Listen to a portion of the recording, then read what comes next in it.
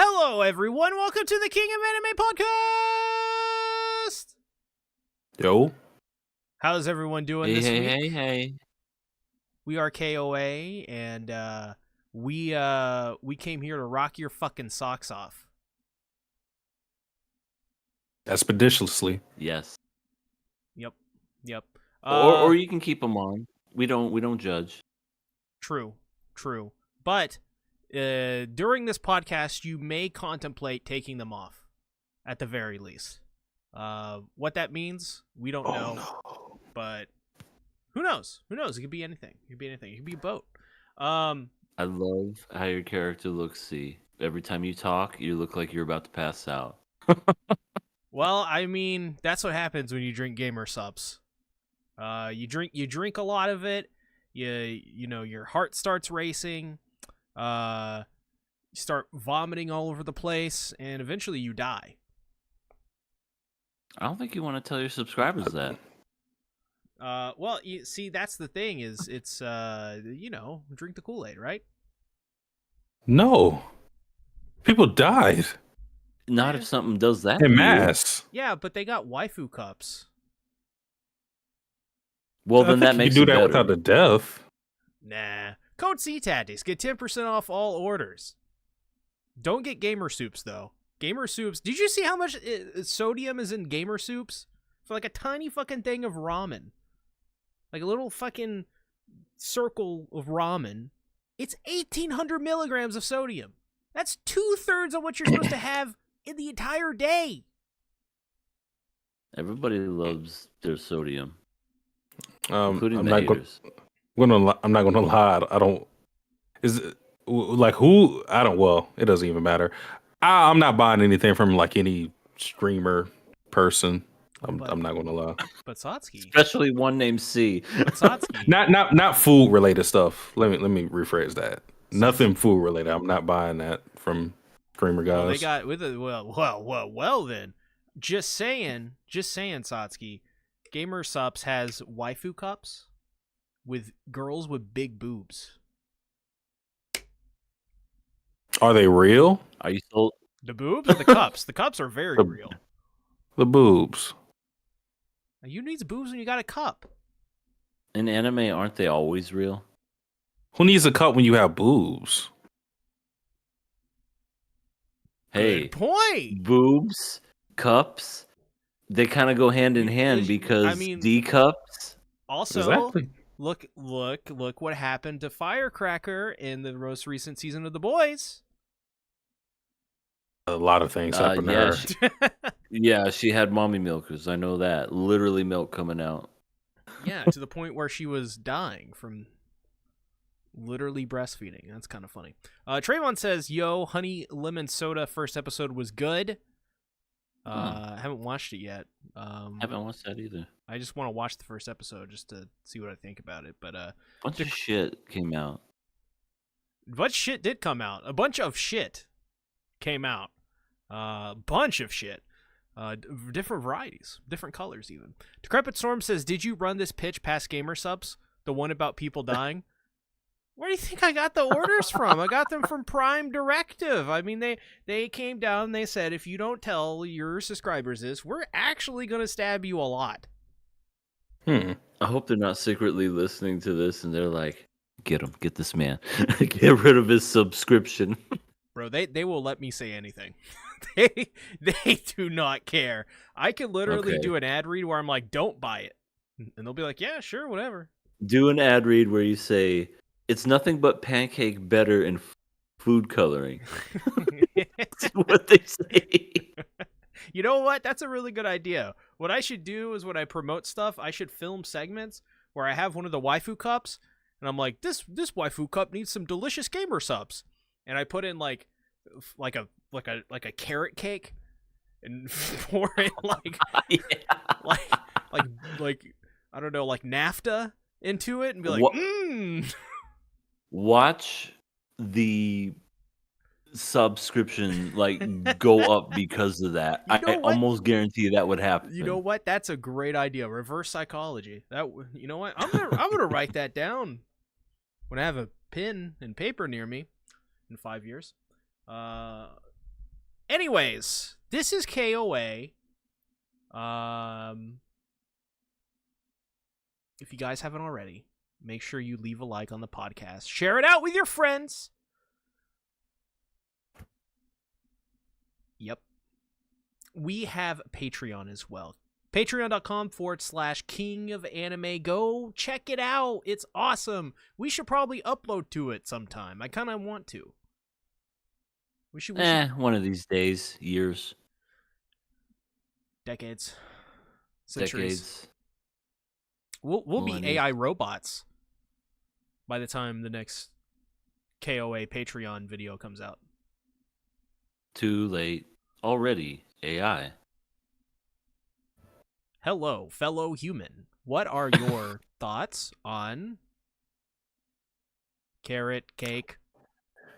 you should see it. It is a lot of AI slop on YouTube, just like taking over. It's gotten to a point It's the where internet.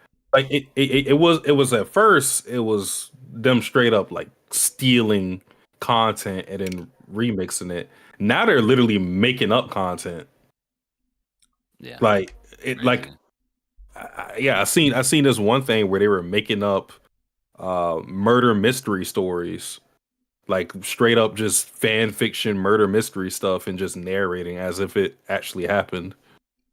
Hello. It's Welcome crazy. to I hate that. Murder Mysteries.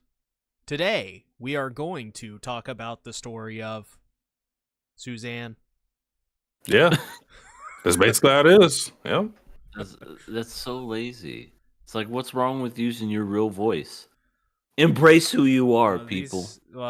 See, the guys that are making these accounts and generating this are like some like basement dweller that has like 800 of these going at the same time. Yeah. Make And your money. then they'll like buy the channels that have high subscriber counts. Yeah, So, someone tried like, to they buy don't my have to- channel. Yeah. So they don't have to build it up organically. Yep. I should have said 1 million doll hairs. Fine, just give me the doll hairs. We also Oh, have a yes. Blue Sky, so come on over, make some biskies with us, and you definitely should, because it's a growing platform, and you do not want to be on Twitter anymore. Just don't leave Twitter. It's Yes, don't leave. Don't leave Twitter. Don't leave. Just don't stay. Don't stay. There it is. Stay forever. Never leave us.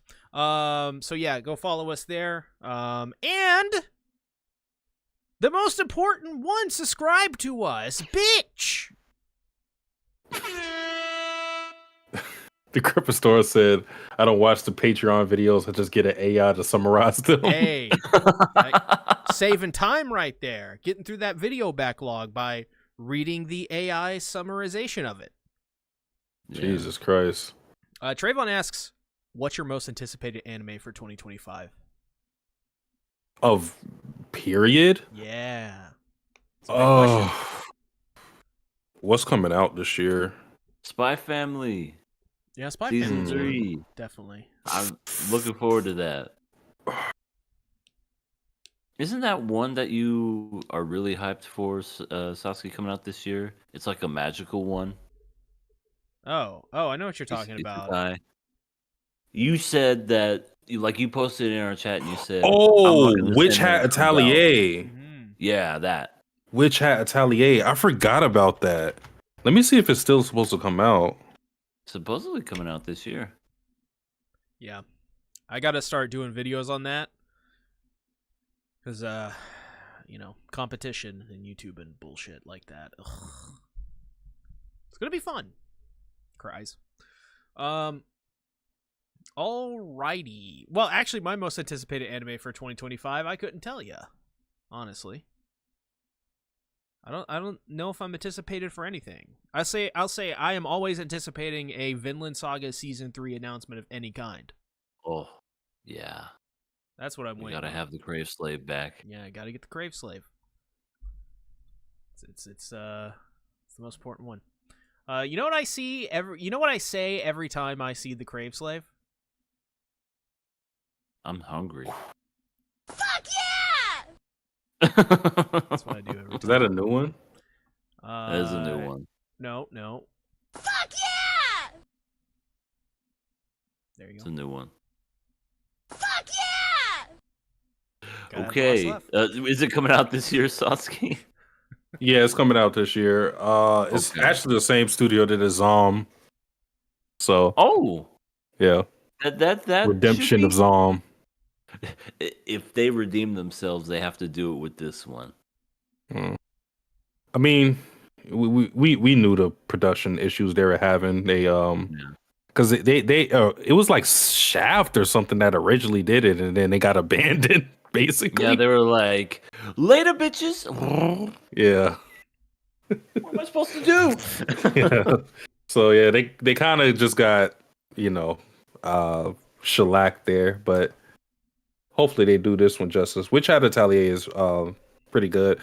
I feel like it may not get like the same amount of praise as Freerun, but it's one of those fantasy series that I think is going to garner a lot of attention. I think if it ends up being good, it'll be one of the premier anime of the year. It definitely has the material. I just had to see how it actually comes together with the anime. I guess we'll see if there's a slideshow. Oh, I can't Oh. wait for the potential slideshows. Jesus. I'm hyped. That's one of my favorite parts of watching my old videos is their slideshows. Anyways, let's go ahead and let's jump on right into the news. Oh yeah, we got something to never give you the blues. Now let's get ready for the KOA. It's Miracle! So this is something that you may be interested in, EA. Yeah. The mangaka of Nagatoro, Nanashi, is having a new series in 2025. So Ooh, this cool. year he will be releasing another manga, and hopefully it can be just as good as Nagatoro. Yeah. This dude definitely redeemed himself from if you know, and I wouldn't advise people to look into it because Nanashi has some other works that were aren't they hentai stuff? yeah, they were Isn't that hentai. why It's like And they Dragon Maid, were- Dragon he has Maid. those weird faces? Yeah, I mean that's the feeling I got. That's originally what kind of turned me off about it, the designs. But yeah, some of the hentai were hopefully it's wholesome, good fun. Yes, I'm ready for more poking fun and wiggling. Oh yeah. I don't know what type of series is going to be. I don't know if it's going to be a It has romance to or be a what. completely different series. It's like a serious drama. I mean, yeah, I mean we've seen it before. Yeah. It'll be an interesting direction to go in. In other news, Ranking of Kings manga is back after almost a 2-year hiatus.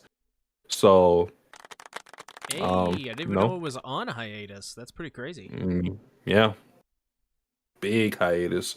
So, hopefully the manga fans tap back in and enjoy Ranking of the Kings. I actually, speaking of Ranking the Kings, because just reminded me of it because of the craze for it. I actually picked up Freerun yesterday. I started reading the manga. I read it. I always read whenever I read something that I've already watched. I always started from chapter 1. I'm almost Same. finished to the point where the anime ended at. Surprisingly, How is it? Freerun is like 6 volumes. So like where I'm at right now would be where episode 18 or 19 was at in the anime. Now I did that in a day. It was like 4 volumes or so. Wow. I got It's to pretty Lady faithful. Ubel. Yeah, the anime definitely did things much better. Cool. A standout scene for me is like when Himmel does the proposal thing to Freerun. In a manga, it just feels like it just feels like a scene. In the anime, it feels like a spectacle. You want it? It's like, hey, I found this. Take it. Sure. You dropped something. Sure. This is how I felt in the manga. We got in the chat here. Trayvon says we got some more news. from co-host Trayvon. He says, there's an anime called City that's coming out this year, and it's by the guy who made Nichijou, and it's by the same studio as well. KyoAni? Who's Nichijou? Kyoto Animation is Nichijou is the doing new anime? it's the weird anime where you may know the scene of the guy flipping a deer. Suplexes the deer. Yes, okay. That should be interesting. Yeah. He also says Panty and Stocking and My Dress Up Darling coming out too. I'm looking forward to My Dress Up Darling, even though I already know what happens. I'm just curious to see C's reaction. I don't even want to watch Panty and Stocky and sub. I want to watch it dubbed. You gonna wait till it's dubbed? I mean, if we do it for the show, I don't know, because I just want to watch it dubbed. Honestly, hopefully they have a simul dub. They would have to, because they know how popular the dub is. I would hope. Trayvon, Decrepit Storm says, are you going to tell us what the new shows are other than the one in the thumbnail, or is it just going to be a surprise as you get to them? well, I don't know. Surprise. I don't fucking know. I don't know if we're even going to fucking have... we may have to shut down shop, you guys. There's no anime coming out this season. I'll tell you this much on... So this is how things are shaping up to be. Nothing's definitive. We aren't even sure if we're watching Zenshu all the way throughout. This is kind of like a trial run. The only anime we've kind of agreed that we're watching is Sakamoto Days, but right now, honestly, this season is looking a little barren, and I don't want to force a pick, so that's kind of where I stand. Unless you guys maybe have a suggestion of what could be possibly good, we could do a trial run of that, maybe. Maybe. Just throwing it out there. Bring back Community KOA. If we do that, it's got to be one episode. One episode. How do we feel about it? Like, we evaluate it after one. Yeah, we got to not Sunny three. Boy this shit. Oh, fuck no. We don't got to Sunny Boy this. If there was ever a season to not talk about anime, it was that season. What do you mean? Anime is always great. Every single anime ever made, especially the ones where you shave and pick up a high schooler. There's nothing wrong with it. What, are you suggesting that anime's bad? Not all of them are good. It's just like movies and TV shows. I mean, They exist, but they're not good. This season, if you just look at the scores, and I know the scores aren't everything for my anime list, but they are indicative of something. Right now, the only thing that has an 8, literally the only thing that has an 8 on my anime list is Solo Leveling, which is the second season. There you go. Yeah. All I'm gonna say, your niche fan base there. Yeah. all I'm gonna say is be prepared for waffling, for jokes, for tangents, because that's what you're gonna get this season on KOA. Is a lot of that. Yeah, Gotta fill it the time somehow. Gotta do something. We gotta stretch. What did we talk about? I don't know. We're kind of out of ideas. We ran out of shows to talk about 5 hours ago. Hey, Remember that time I had a dream about when I was in the Isekai? oh yeah, I remember that one time, Satsuki. Tell us about that dream. Yeah, so like I rented a host. Say, Tell him you saw Kid fix the Rock. teleprompter, goddammit! Tell him you saw Kid Fix it. Rock. Focus. Tell him you saw Kid Rock in that. He did something like I don't know what he did. Yeah, what did he do? He made some waffles. All But right. yeah. Yeah, but this no week one will on believe KOA. yeah, the Crepit Store. That's how things are. This season might be it might be very relaxed. Yeah, notice how we're very relaxed. Could be very short. Already? Have you noticed how we have like 5 news stories and we're 2 out of 5 and we've already been doing this for like 3 hours, I'm pretty sure. So we're going to be relaxed. We're going to enjoy it too. Yes, sir. We've only been doing 5-hour podcasts for the last year, so this is going to be nice. You should read the next bit of news in your voice, since you're the one that wrote it, and it's very descriptive. You're right. You're right, EA. The next news story is a big one. Z Tactics says to watch the KOA. Fuck. I already fucked it up. No, You already fucked it I up. already fucked it up. God damn it. Z Tactics says to watch the K-drama Familiar Wife, a story about a husband and wife that have an abusive relationship. So the husband goes back in time to 2006 to change the timeline, one where he is with a rich girl who is like a more incompetent Makima. Also has big butt too. Don't worry, Satsuki. Smooch. Smoo. It's basically like Steins Gate, the K-drama, and for some reason it is really good, with a lot of details to characters, their acting, and plot. No, really, it's really good. Check it out. It's called Familiar Wife. Also, what's up, QRW6? Decrepit Storm. David. Dan. Trayvon. Randy. The Simping Eagle. And the Yamai guy on KOA. Crunchyroll. Bring back manga. No, In 2025. You're done. You're done. Stop. Sorry, the bot was going crazy there. No, seriously, check out Familiar Wife. Familiar Wife is absolutely incredible. It's a K-drama. So Woojin, Ju Hyuk, some great people. Even there's romance, and it's literally Steins Gate. Like it's literally, it's really good. Like it's really, really good. Yeah, didn't you watch a couple episodes? I did. I watched a couple of episodes, and I didn't even watch it from the beginning. It was like midway through the first season, second season. Yeah, well, it But, was only one season. Okay, so I was midway through the series as a whole, and from what I saw, it was pretty entertaining. It's and I was even telling C this, this is not something that you like. This an American series wouldn't be like this. They don't do stuff like that. They're just kind of like, this is no one would take that seriously. It's too weird. Bro. Be weird. It's weird and different, but there's so much detail in the acting. It's insane. They like, for example, the main girl, So Woojin, she has bipolar. And it's not like a story thing at all.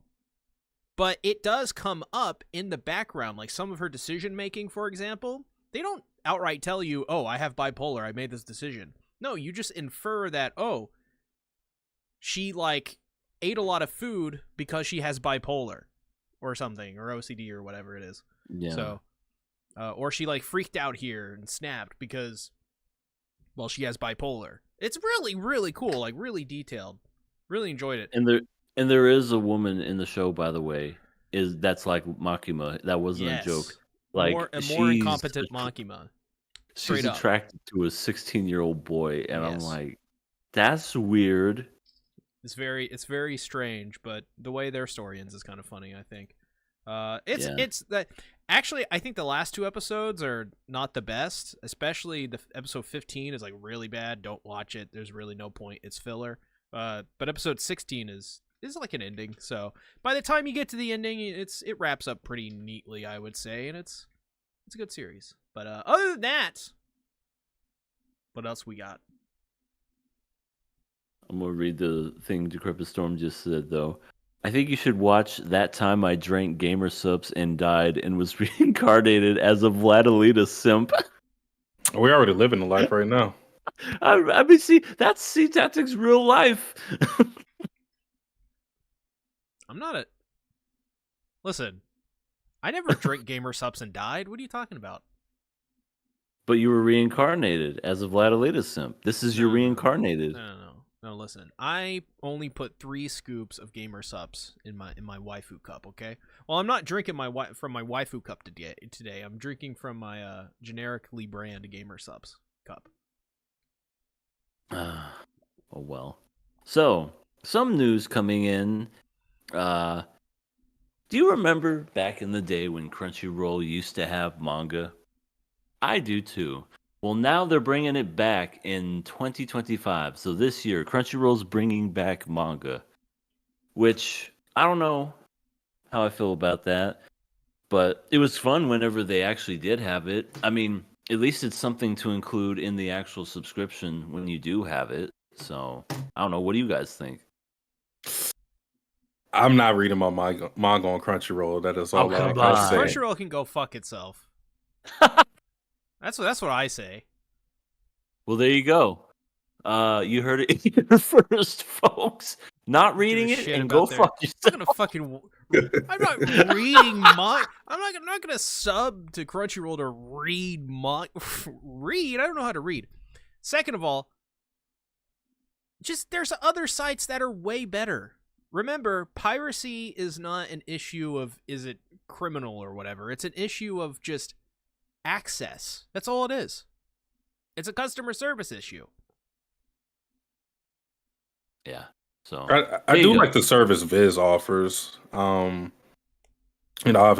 is going to only have the Shonen Jump stuff, but I think it was just a good idea to have like the 3 recent chapters be free continuously, as well as the first 3 chapters or whatever how it works. And like to get the backlog, you had to pay the subscription fee, which is like $3 or something. There's not a sponsor or anything. I just think it's actually good. There you go. Yeah, So- Manga Plus is really good too, and Shonen Jump and all that. Yeah. In other news, anybody here know of the absolutely wonderful game that came out in 2020 called Ghost of Tsushima? I'm aware of it. Was that Yeah, the game they had and- like the black and white mode? Yeah, it also takes place in Japan. It made by Sucker Punch. Really fucking good game. Really? I highly recommend it. Never heard of this Japan. Interesting.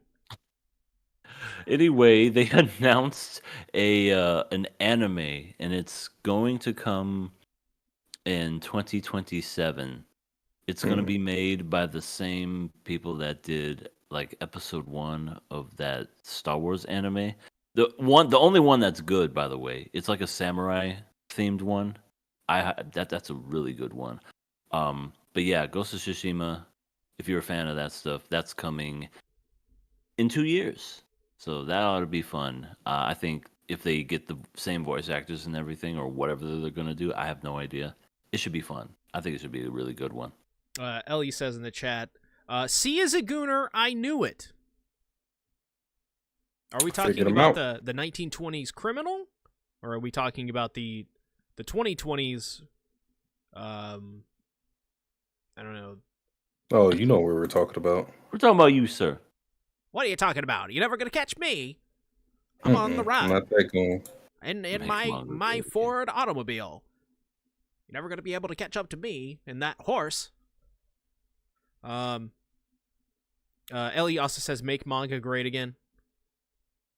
Whoa. I did everything right, and they still indicted me. Decrepit Storm says, "I used to read some things on Crunchyroll manga. It was okay, I guess. Listen, Your Honor, this isn't an issue of whether it's criminal or not. Like I said, I did everything right, and they still indicted me." That sounds like something Saul Goodwin would say. That's true. Listen, it's these kids. They didn't know no better. They're young. They're innocent. Plays the tape of them messing with a cadaver, dead body. Yeah. Guilty, Your Honor. Yep. We're rewatching Better Call Saul in the server. Well, everyone else is. I've never seen Better Call Saul all the way through. I've seen season 1 like 4 times, so it's really fun. Better Call Saul is very good. It is really good. Gotta say, really love that Jimmy has to Slippin' wear Jimmy? no, Slippin' Jimmy. What was it? Chuck. Yeah, I like how Chuck, he has this made up sensitivity to electronics. Yeah. It's real, damn it. He's literally Oh, not Jimmy. the Poor 5G. sweet Jimmy. the 5G. I did everything right. That's a great scene, especially when you get to that scene. Oh, so fantastic. Ellie says something criminal and then goes on to say, "Hello, everyone." Last bit of Oh. news for the night. Bayonetta is celebrating their 15-year anniversary, and they have, I guess, some plans on their Platinum Games website that they're going to be announcing later this year. So, if you're a fan of Bayonetta, maybe there's some more Bayonetta to come. I don't know, maybe they're going to be selling it for a discount, but I love Bayonetta. Maybe they're All gonna the Bayonettas, 1 through 3, it's all great. maybe they're gonna have Seiko Ayase in it. Dude, I didn't even think about that, but in the first Bayonetta game, it's the same fucking hairstyle. Yeah, I wonder if she's based off of Bayonetta. most likely. Dawn to Dawn is like an There's amalgamation no of everything. way. Yeah, because Bayonetta from the first game, just same hairstyle and everything. Good. That it for the news. That is it for the KOA. No. It's Miracle. Alrighty. Let's go ahead and let's jump into... Do we want to do FMA or Zenshu first? What do we want to do, actually? All right, I was muted. Let's do FMA. Yeah. Alright, let's do the FMA. Alrighty. Fuck my ass. What the hell? Where did that come from? I just said FMA and I just immediately thought of it. Oh my god. I don't even want... Jesus. These things I look up. Well, let's go ahead and... Let's go ahead and talk about Fullmetal Alchemist Brotherhood, episode 32. Obviously, in this episode, the Elric brothers continue their search for Mei Chang, heading north after learning she was last seen in East City. Meanwhile, Scar and his companion evade capture as Kimberly closes in on their trail. Roy Mustang, meeting with Lieutenant General Grumman, uncovers troubling details about Central Command's corruption, including a potential army of immortal soldiers. The Elrics also have a tense encounter with Selim Bradley, the Führer's son, at the Bradley residence, deepening their suspicions about the Führer's true nature. As the brothers head toward the area, they find themselves drawn into a web of political intrigue, with their search for answers becoming more urgent. We got to talk about the most important thing: the cross-dressing scene. That was pretty funny. Oh, you're talking about General Yeah. Grumman.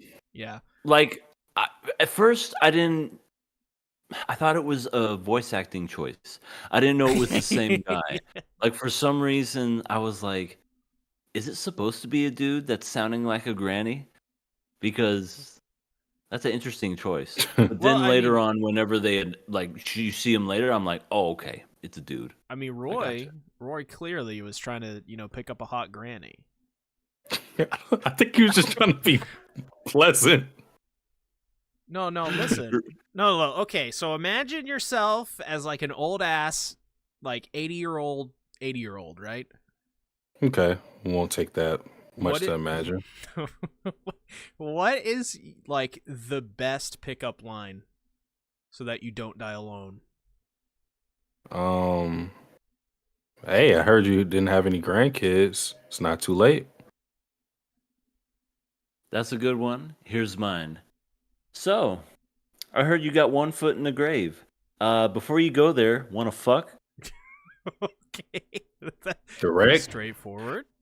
Charisma. Got you got the twizz. You got the twizz going. Decrepit Storm says this season is already taking its toll on EA. He just beat himself to death, or Goku did. Yeah, did you see that? See? Yes. That's why. That was funny. Midnight All Lord, impromptu. he's here. What's up, Midnight? He says, nah, take pride, EA. You work hard for your fine ass. Thank you. Thank you. My ass is fine. But yeah, so what did you guys think about this episode besides the 80-year-old pickup lines? Yeah, it was nice. It's definitely just kind of like building up towards where we're going next in our adventure. You know, everybody's trying to find May, and everybody's trying to find this little girl. It's just a matter of when they're gonna find them and whatnot. So, nice setup, fun goofiness when it comes to the general dressed in drag, also known as the general in drag, and yeah, I think there was like a hint of a certain character that we have yet to see. I think. Yeah, so this episode was just a lot of setup. So it's not that much to talk about. Just in a vacuum of this episode, I think really the important thing was that Roy has General Grumman in his corner to help him, whereas he had all of his people split up in different divisions and whatnot. Like they're sent to different sectors all across the military. He still has somebody on the inside that can give him some aid. And then also there's still Armstrong that he has that he can rely on, because right now Roy is in a situation where he has power, but he's sort of powerless because he can't mobilize anybody to enact any of the things he wants to do, because he's being monitored heavily, as well as all of his other people, Hawkeye specifically. So, yeah, General Grumman is just like, yeah, I got you, bro. And they have an interesting dynamic since he used to be Mustang's commander before he moved to Central, and became Colonel himself. So that was the big thing. And I guess the other big thing was the interesting dynamic of Bradley and his family. So I that's the question I kind of want to ask you guys. How did you feel about, or do we think Bradley is as cold as he presented himself to be, considering the scene that we've seen of his family? Yeah, it's Like, what did that whole thing mean? It's a duality, right? It showed that even though he is a homunculus, and they're their enemy, there is this human side to him that he still seems to carry within him, which I think may potentially come up later in the future, and I think that's probably what this is a setup for, where maybe like they see that and they use that to take advantage of the situation, because, well, what is Bradley's like one go-to all the time? Oh, good, brothers. You better not fuck around, or I'm gonna kill the rich lady. That's like his whole thing is like going How's after your family. girlfriend, Fullmetal? I hear you got an anniversary coming up. Yeah, he does that for like literally everyone. So I think the most obvious one easily is that one. At least that's what I first thought of. Yeah, I saw that whole scene and was just like, this kid is totally in love with his dad, which there's some kind of sweetness to that. You know what I mean? Like, in his own mind, he just sees his dad and nothing else. But the Elric brothers are like, this man's a murderer and a piece of shit. he's that. So yeah, definitely the night and day, so to speak. But when it comes to Bradley, even when he was with his family, he was still intimidating. Like they were just sitting there talking, shooting the shit, and then just yeah, family is a very important thing.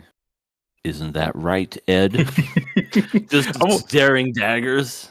I wonder how the family is interpreting the conversation because it wasn't subtle enough for his malice to be masked by him smiling. I feel like most people, especially adults, would be able to tell what's going on here. I don't think they would be able to discern that he's threatening them necessarily, but people would be like, "Are you good?" Exactly. Yeah, say, are you okay? Do you have a problem with these two, or should we leave? Yeah, the kid not realizing something is happening, that's one thing, but like the wife should have been like, honey, are you good? Yeah, do you need some tea? Do you want me to, do that one thing that you like later tonight? No, dear. I'm fine. I'm fine. Honey, you don't ever open your eyes unless it's serious. Very interesting. You've never opened your eyes for me unless you saw that Hawkeye girl. I love that Photoshop, by the way. The best. Fullmetal, oh my god. Oh, Lord. I see what you see, Mustang. You have the taste. This is why I want her as my assistant. Bradley's just a fucking pervert now. Yeah.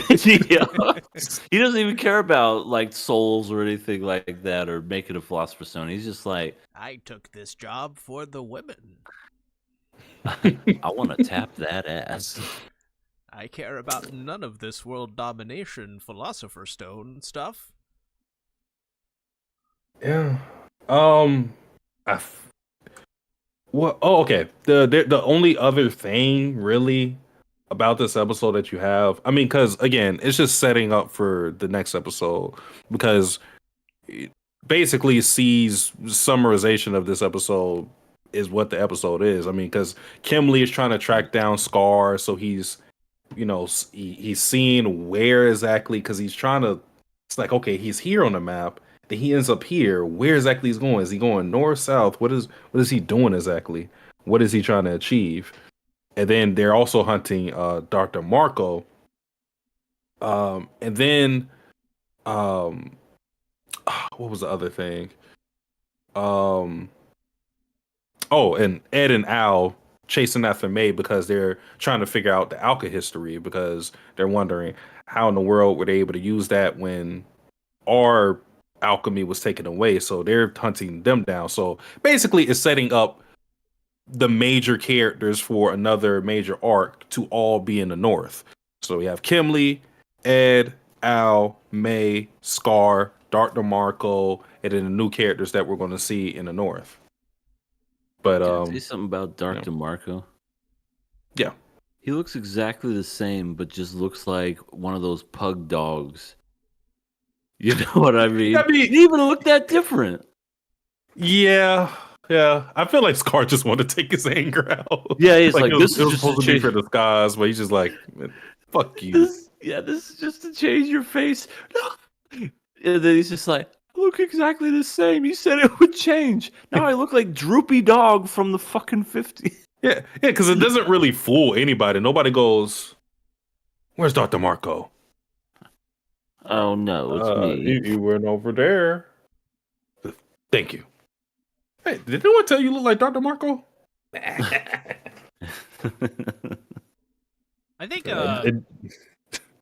like a really underrated part of this episode is something you don't even think about really, and it shows how good it is. It's just how much the government has suppressed so much information.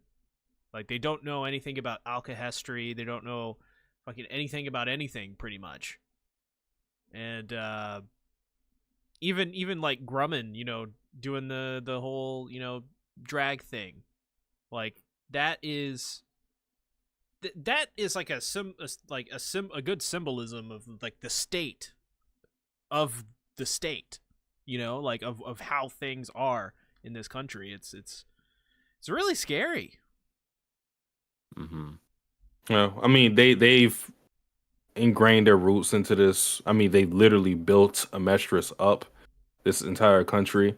The interesting part is it doesn't seem that they know what Alka history is. So Sheen being, to the north and being separated from Amestris may be, or not maybe, it is a major plot because it's separated from them in a way where we seen it being able to combat uh father whenever the alchemy was taken away.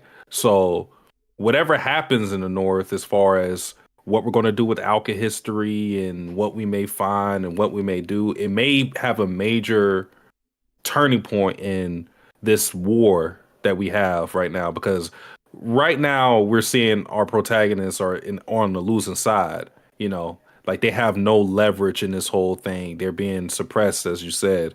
And whatever we find in the north might be what we need to take Amestris back, essentially. Yeah. Lightning Eagle says, can't spell funeral without fun. True. Decrepit Storm says, what? Didn't your dad bring his subordinates home and threaten their lives? A couple of times, but a little more. It was a little more pizzazz to it, Yeah. It's almost as if Ed and Al were like the boyfriend that was taking out his daughter. You know what I mean? Just the Right, whole, yeah. bring her back by 10. She's a minute late, I'm slitting your throat. Something like that. Just okay, man. Behave out there. Oh, daddy, isn't he the best daddy in the I'll kill world? him. It is like that. She's like Mhm. ignorant to the whole thing. That's my little girl watching you. I don't know. I'm also just interested in general, just how a lot of the plot points they've set up in this episode move forward with, like the whole family thing. Like his whole family dynamic is so interesting. All the Alka history stuff. This honestly, very simple episode.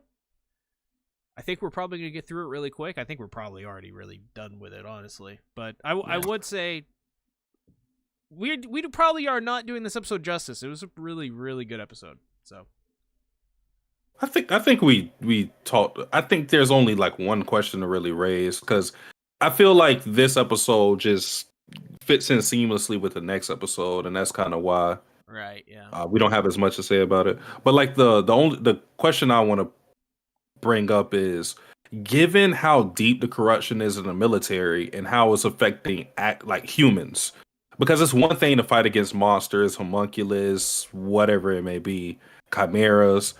It's one thing to fight and maybe even kill them. What are we going to do about the entirety of the military being corrupt? At least the higher guys. Are we going to do what Roy said and just lock them up and they be tried? And what exactly is the move there? Because it's a lot of people that have a hand in everything that's going on right now. And I'm just thinking, like, we can't fight them the same way we're fighting homunculus and all these other guys.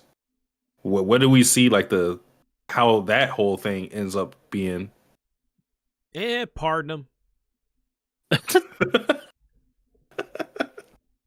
Yeah, they just made a mistake. Yeah. Yeah. Mhm. Let bygones be bygones. Boys will be boys. Well, Yeah. that's one When way to look when at is it. pardoning? When has that ever been an issue? I don't know. I don't fucking know. I don't know what joke I'm trying to make here. No, it is really interesting. It is really interesting how because of how corrupted everything is. It's like this big tangled mess you have to like sift through. It's like like when, under your desk there's a bunch of wires there, and you gotta just There is. you go to you The clean hell is it that your doing there? one time every year, and you unplug everything the one time you do every year, and then you untangle it. It's like that. It's just I do not envy the task that would have to be done here, because it would take a lot to untangle it. Yeah. In the if Ellie is here, he may appreciate this one. Maybe Midnight as well. Oh, I killed him. Ellie is dead now. He's dead. Oh, He's here. Ellie, speak up. Yeah, You're he's not here. dead. It's a thing that a character named Kroll from Nikkei said. She proposed a question to protagonists. If you had, I'm going to mess up what she said exactly, but the sentiment is the same. If you had like a cup, or not a cup, let's just say a cup full of like infested with maggots, what would you do with subs it? cup? A waifu cup? No. No. Get your mind out of the sups. I just want to say, tonight I am drinking Acid Rain by VTuber. Let me make sure I pronounce this correctly. Rain Ho. Let's throw him in the fire. Yeah. It's He's alive. It's delicious. But yeah, it's the question she brought up was, if you had a cup full of maggots, what would you do with it? Would you just burn it, or would you try to clean it? Because it's like if you're rotten to the core, then there are some things that aren't worth saving, and where you just have to start over completely. I mean, like, imagine if you just had a bald spot in the middle of your fucking head. Are you going to just like try to cover it up constantly, or are you going to just like, all right, fuck it, I'm bald? It's gone. As long as I keep this, I'm good. Decrepit Storm And I'm says not completely a freak. it's kind of like an AOT when Armin faces the fact that they now have to fight humans and not just Titans. Yep. Yeah. That's such a crazy part in the series too. I love that. I love how it went from one thing to the next. Maybe something like that will happen in Full Metal. Or the other FMA. What is that? The one you referenced. Oh, the one I just said, the fuck The my one ass? Oh my god, don't say it again. Thank you. Ellie says, I'm a live loser. Next time, give it your A game. Crow said, violence is always the answer. True. Decrepit Storm says, Oh, go ahead. the channel has only been monetized a few months, and the podcast is already an advertisement. That's not true. We're This just rant is bought. brought to you by Just bought the VOT podcast. The Vodcast. the vodcast, where every 30 seconds we just have a advertisement. We spam the whole thing with ads and yeah. Midnight says, I'm getting a hair implant. I ain't gonna bald until I at least 50. Hey, at least past 50. If you're gonna do that, like if you're gonna like invest in anything hair product related, if you can get it early, I mean the generic stuff is fine, but like if you can get at it early, like when you're a teenager or when you first start noticing it, you'll be good. But yeah, get a hair implant. Why not? Or a hair transplant. Even better. Or get some hymns. Hey. This Bald isn't the worst thing ever, though. Oh no, it's not. No, it's not. I chose to just I'm losing my hair, so I just chose to start shaving it. It's like, honestly, it's fucking. Are you awesome. completely bald? No, I just kind of buzz it right now. But Okay. it's just thinning out, or it's just like it's not gonna look good either way. So I just buzzed it off. Crop top. I'm getting Hana's hair transplant. Oh no, that's not You're not getting hair. infested. That's an organism. Yeah, you're getting infested like Resident Evil or something. Comes from Neptune. Do you like the new hair, guys? It's a squid. It's like clearly sucking the brain nutrients out. Come on, it's pretty. Your face is hollow. Nope. Ellie says the Nick at Night fans can't scream at us about Crow now, Satsuki. You're free. Knee. I want to say, you said Nick at Night? Trayvon says, How I would dare just wear you. hats. Yeah, that's what I do. I just wear hats. Decrepit Yeah. Soren says I'm... Oh, never mind. We ran that. Fuck. Stupid. Nick at Night. I don't know. That's an insult to Nick at Night fans, which that's me, thank you. I love Nick at Night. Yeah, but that's not Nick at Night, that's Nikkei. Yeah, Nick at Night. That's what I said. Now you're just doing it to piss them off now. All right. Anything else for episode 32 of the FMAs? Huh? I think that's it. Alrighty. Yep. Halfway there.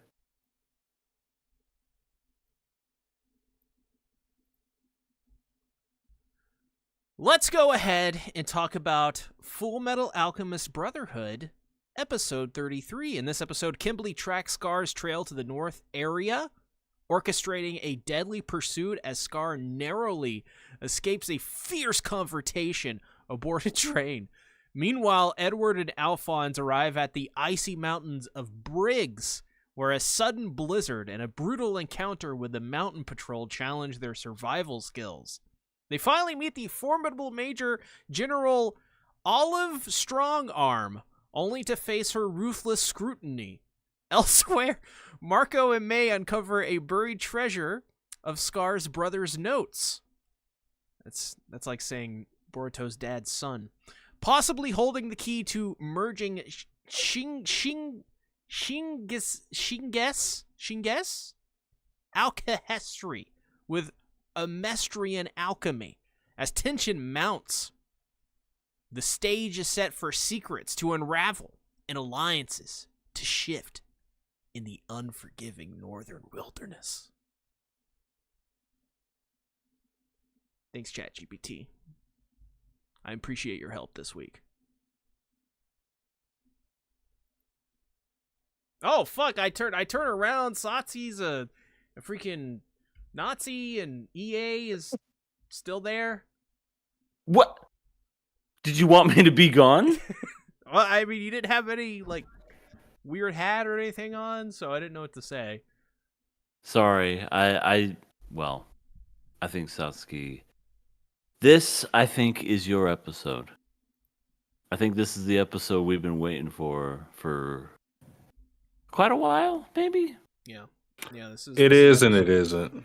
It's more so the next batch of episodes that I'm really excited for. But I mean, well, you know what? Let's go ahead. Let's just get it out of the way. Also, I broke Goku. damn it. We were introduced. The Frieza's attack worked. It did, and it worked on him. So, yeah, we were introduced to Oliver Strongarm in this episode. Olive Strongarm. Isn't it Olivia? You were pissing me off. Olive It's not Strongarm. Oliver. It's Olivia, Yeah, right? no, it's Olivier. That's what I said. Olive Olivier. Strongarm. She killed the KOA bear and became the bear. So, does this mean that Satsuki is a furry? She's a human being. But Yeah, with thick lips. but You got the full there lips. were bears. She killed a bear. In this episode, it was confirmation. And by the way, yet another reference of a bear for KOA. We can never escape the bear here at KOA. So, Well, Olive Strongarm is now KOA bear. well. I guess since we're already talking about it. So, Olivier's introduction was very interesting, especially considering that the previous episode, Armstrong, and just for clarification, for future episodes and such, whenever I say Armstrong, I'm referring to Alex. Whenever I'm always going to call Olivier by her first name, well, I always call Alex Armstrong, just so people have clarification. Makes sense. He's got big arms. Yeah, I mean, yeah, he just fits the name. It was an interesting introduction because we got the letter of invitation from Armstrong that Ed and Al got, so they were supposed to bring that over to her, and she was supposed to welcome them in to the to Briggs, and you know, it's supposed to be a good time, and they were supposed to find out about Alka history, and then she gets the letter. I mean, stuff happened before that, but we're just talking about her right now. She gets the letter, goes, huh. Just rips it up immediately. She just goes, "Oh yeah, this from Alex, all right." And it says, she'll judge their character with their own eyes, which I think tells you a lot about that character without them really going in depth about her already. She is someone who is very stuck in her ways. She has her conviction, stubborn, yeah. But I think the big thing with her is she plays by her own rules. It already feels like Briggs is different from Central. It feels disjointed in where Olivier doesn't seem like it doesn't it feels like the corruption isn't here because the ultimate boss, the one who seems to be running everything, doesn't seem like it's for the first time, it doesn't seem like it's Bradley. It seems like it's her. She's the one that gives the command and everybody is listening to her. It seems like she has full command over everything. And yeah, and I think that's part of why she wrote the letter introduction, because it's like I'm not basing my opinion on somebody else's opinion. I'm doing things my own way. So yeah, I think it was a strong introduction, and that was cool. Yeah. Kind of weird being that it's her own brother, though. I would understand if it was just some Joe Schmo, but you know, her own brother. I mean, I don't know what that says about their relationship, but you know, that's just one of those things where I was just like, huh, even her own brother can't convince her. Interesting. Yeah. I feel like I feel like nobody would, Well, honestly. I was watching this episode and I was thinking, out of like, so we've seen Bradley, we've seen Mustang, and now we've seen all of Strongarm. Out of these three, like, I guess you could call them like, I don't know what you would call them. They're not General. like leaders or anything, because like Mustang isn't a leader, but they're like, they have like leader like traits for some of them, which is just Mustang, I guess. But out of Bradley, Mustang, and Olive, how do, like, I don't know, like, what are the things that make them like the most unique out of those three? I don't know what I'm trying to ask. Yeah, I want to say, What are how do they kinda- compare and contrast, or like maybe like out of the three, which is like the best one? I don't know. to be fair, we haven't really seen much of Olivier, though. I mean, if I'm being 100%, introduction to Olivier, she's kind of mean. You know what I mean? She's very brash. She's very straightforward, and I don't know, It's a good woman. like She's a good that. woman. I mean, sure, I'm sure she's gonna get better, but like that as her introduction, I'm just like, man, she takes no shit from anybody. I do like a girl that can kick my ass. Yeah, okay, Spike. But yeah, I was not to say that I hated it. I was just very much like, she kind of has like a mean demeanor about her, but I'm sure in her sweet caramel inside, she's very. Wait, where was I going with that? I think she's not as like there's a method to her madness, I guess is what I'm trying to say. Like she comes off as that way, but she's actually really nice. Maybe, I don't know. I mean, yeah, I don't think there's enough to get a full scope of Olivier to evaluate like her abilities versus everybody else. Everybody has their own traits about them. Bradley is a weird case because everything he does is a facade when it comes to the military. But if you were to say something about like all those three characters that you mentioned, see, Bradley seems to be ruled strictly on power, like his might equals right. Whereas Roy Mustang, he kind of abides by that to some degree, but his leadership is more so. I mean, it's kind of like power of friendship type thing. You know, he has his subordinates, but they make it's the sum of all parts that is important for him. He knows that he wouldn't be anything without his subordinates. Like he wouldn't get as far as he was without somebody like Riza Hawkeye or somebody like Gene Havoc or somebody like Maze Hughes. So it's very democratic. Whereas just from the first appearance of Olivier, it seems that she kind of runs things very like iron fist. So it's sort of similar to Fury Bradley in that regard, but it remains to be seen if it's the exact type of situation. I mean, she even said as much.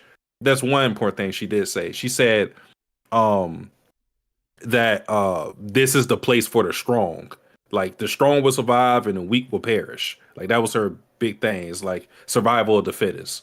So right then and there, you kind of get a feel for how she runs things here. Thank you for deciphering what I was trying to say there, Satsuki. Because the words were failing me. You gotta stop with the gamer subs, man. I have to keep doing it. I have No, to. you Contractually don't- obliged. I'm now snorting the you don't have- powder. No, you don't have to keep doing this anymore. You have nothing else to prove. I have everything to prove, EA. On the day of my daughter's wedding. You have a, first of all, one, you have a daughter, and two, it's her wedding day.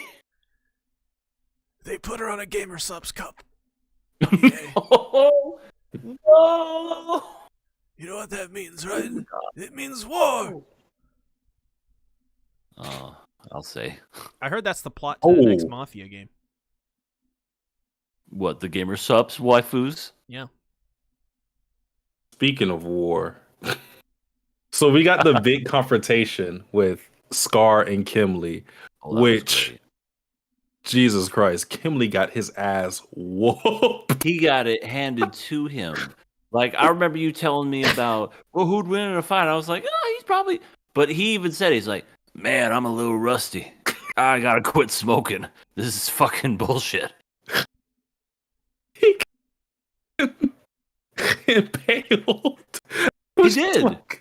I was just like, for a guy who has a philosopher's stone and was like this massive terrorist, Scar just went in there and said, you know, Scar, you gotta, like, what he said is, you know, totally correct. Scar has been fighting all of these state alchemists and he's just battle ready. Like, he's done nothing but fight. And he's, you know, meanwhile, Kimlee has been withering away in prison. Because it would be different if he was like in Gen Pop in prison and he was like mingling with other people and he was like doing push-ups, but he's in solitude, complete solitude. He's just rotting away there. So, you know, you had that, but you would think that the Philosopher's Stone would maybe, you know, tip the scales so that he would have a fighting chance. And no. Scar was in rage mode. He's already proven himself to be an excellent fighter. He's just like, yo, I'm going to destroy you. And that he did. He did. He didn't even attempt to dodge that fucking pole that impaled him. He was having the inner monologue. Oh man, I'm so out of shape. I'm gonna fight him. If I get one more hit, I'm dead. As soon as he said that, shink, right through the gut or leg or wherever it was, and I was just like, really? All that build up and he gets his ass handed to him? I mean, he's still not out of the count because he gave his little villain speech after that happened. I'm coming for your kids. I know the people who were running the train just like, what is wrong with this guy? I said, who told you to stop the train? You have a fucking pole sticking out of you, dude. Do you see what just happened to you? God. Ellie says, I stepped away for 5 seconds and now C has a daughter who was on a cup and Satsuki is a dictator. Oh, and you know what else you missed? I broke my Goku. Yeah, Frieza's attack worked. It did, and it worked on him.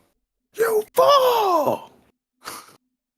So there was actually, you know what? There, when we were by the way, can I just say trains always work.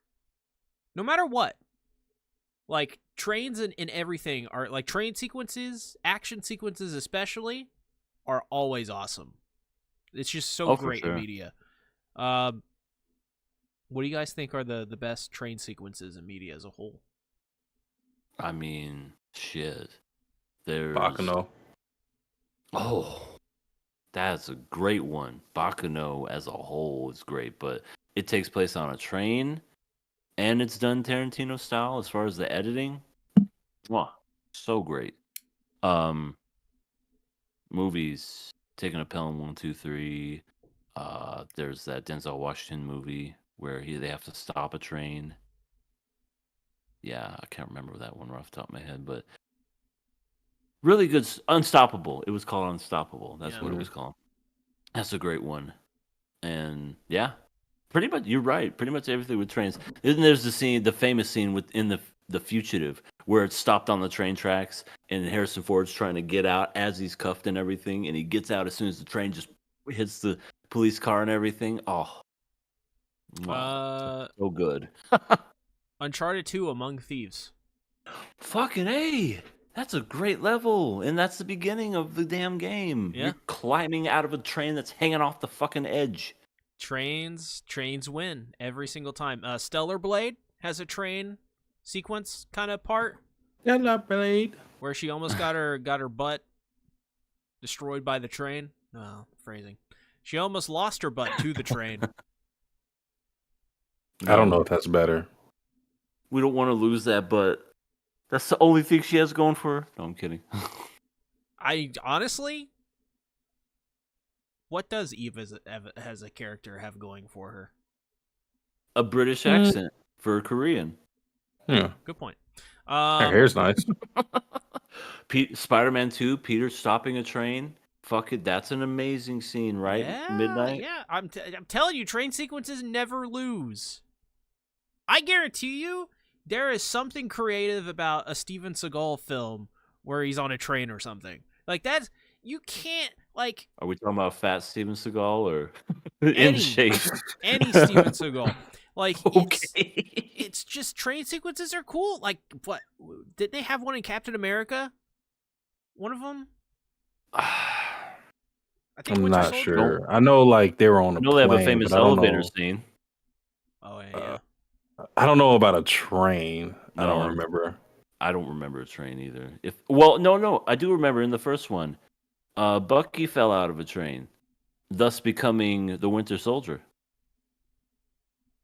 Yeah. There you go. Sequels, So when train wins again, there's a really shitty fantasy anime. It's like Shizuka the Iron Witch or something. Like she rides like a PTRS 41 sniper rifle from World War II. And I cannot remember what this anime is called, but that has a train sequence in it, and it's freaking awesome.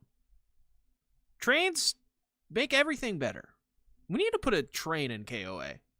You know what? This is a good segue, or a really depressing segue. The creator of Thomas the Tank Engine, he passed away. Oh yeah. Yeah, so I thought it was a woman. Well, he or she. I think it was Yeah. like 80. They're in the 80s.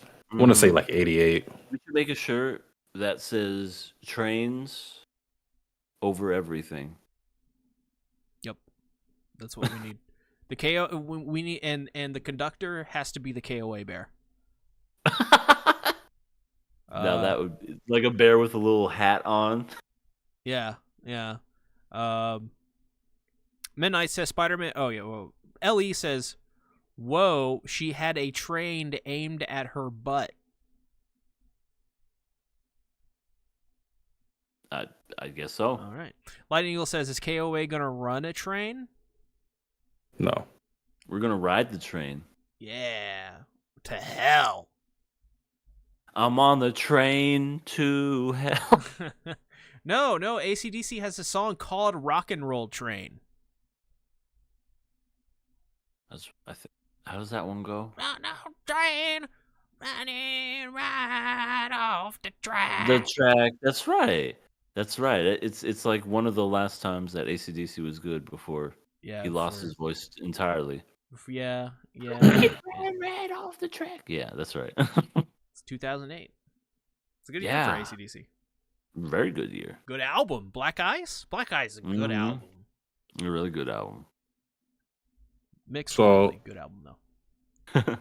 I think an interesting part of this whole section of where we're in the North now is the Automel failing Ed and his fight with Buccaneer. So he got goes to easy. fight this super big dude, and there was clues that he was not supposed to be in frigid weather with his Automel. It's because the guy that was transporting him, Right. he looked at Al and was like, is that Automel? He's like, mm-mm. Oh, okay, good. Because if it was, you would probably be fucking screwed if you had to fight someone named Buccaneer. Wait, what? Yeah, it was like, this is Oh, as no, far it's as I like- can take you to. Bye. Bye. It's like, Yeah. what was that conversation about? Then they fucked around and found out. Yeah, that's what that. Huh, that was weird. I wonder why he would say something like that. Well, la. I mean, in fairness to them, there was nothing they could have done because it was already. He doesn't have the Automel, so it's nothing. He can't just call Winry and stop his chase after May. So Yeah. And apparently Automail there's like a Automail 2.0 when it comes to the other people. Ha, your Automail's weak. Mine's so big and great. Look at it. It's like a chainsaw. it was different material. It wasn't iron. So we don't know what material it is, but Ed tries to use alchemy on it, and he has to know the property, and he did not know what it was made out of, so his alchemy didn't work. Because he touched it and tried to transport it, and it was like, wait, what the fuck? He's like, it's not iron? What is this? Watch it be something bullshit like some Team Rocket fucking rubber bullshit. Like every time like they were against Pikachu, it's like, ha, that doesn't work on us in this rubber machine. It's like that whole machine cannot Our be rubber. condom suit. Right, right. It's a fucking rubber balloon. No, I don't think that's how physics work.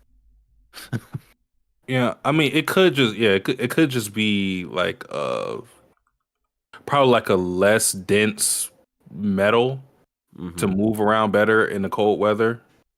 So, he'll probably figure out exactly why his Automel didn't work, and then of course, if his Automel doesn't work, he already know who he has to call. Winry. Yep. Winry, help. Also, God. what are you wearing? Click. Oh wait, no, she actually would kind of like that because she'd be like, "Oh, you never just call me to ask me what I'm wearing, Ed." Yeah. Could you fix my Automail? Yeah, I kind of got my ass whooped again. I'm up here in the freezing cold. Where are you? I'm down here in the nice, warm desert. I'm not going up there. Please? No. I'll mail you a box. Oh yes, to give her as like a shiny new wrench. She'll come running. You know what? If this was in modern times, he would just take a picture of his shoulders and she'd come running. Like this, baby. He's like, "You like my broad shoulders, especially from behind?" His shoulders. Whoa. When did they get so big? See, what are you doing? This stream is now sponsored by Blue Chew. See, Sasuke, you looking at the stream? I am. What is that? I'm just disappointed. I'm not even disappointed anymore. I'm done. I'm done. What is that from Malcolm in the Middle?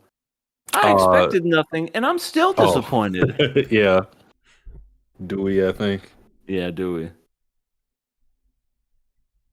Oh. Use code You're just gonna KOA to keep it get there? 20% off all of your Blue Chew needs. You're kidding. Because Do we have when a you're sponsor? when you're banging out, make sure you're not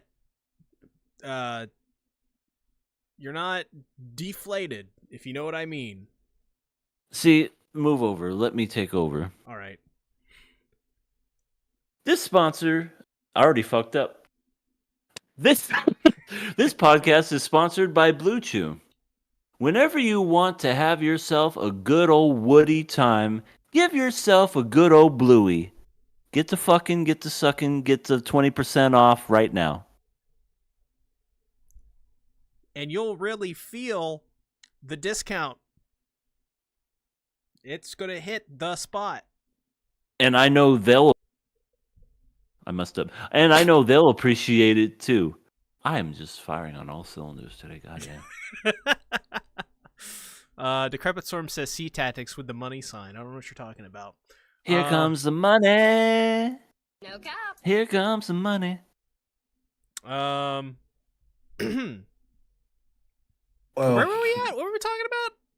the Money. last big thing that happened in this episode was May and Dr. Marco find the Scar's brother research. Oh yeah, at the So very end. they have that in hand.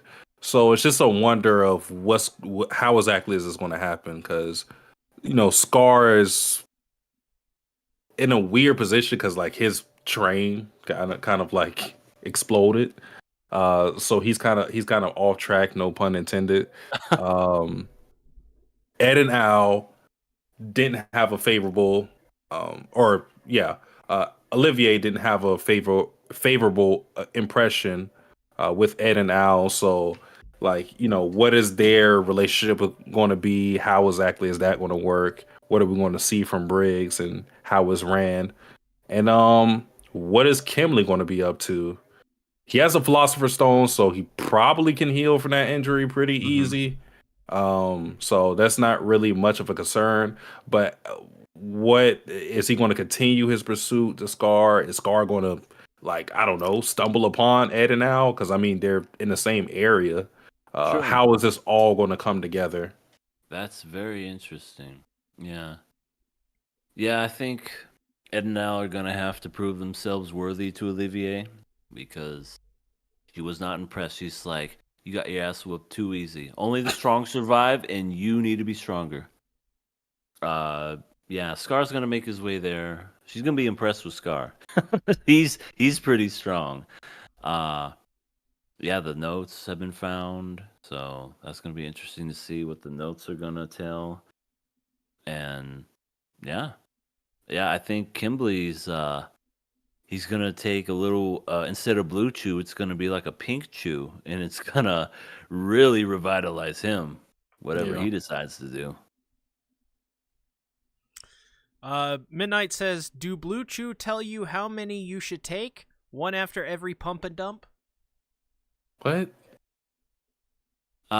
So a translation, he's saying how many should you use for one act of sex? I would assume only the one. If you take Whole more package? than a certain, yeah, Whole take the whole shipment? package. Take the whole shipment. Whole crate. And if an erection lasts, fucking great. If erection lasts longer than 4 hours, go to the emergency room now so that they can drain that sucker. Yeah, just go ahead and just actually do it in the emergency. Right. Find yourself a hole about the circumference of your wing, and just find a way to just get it to go down.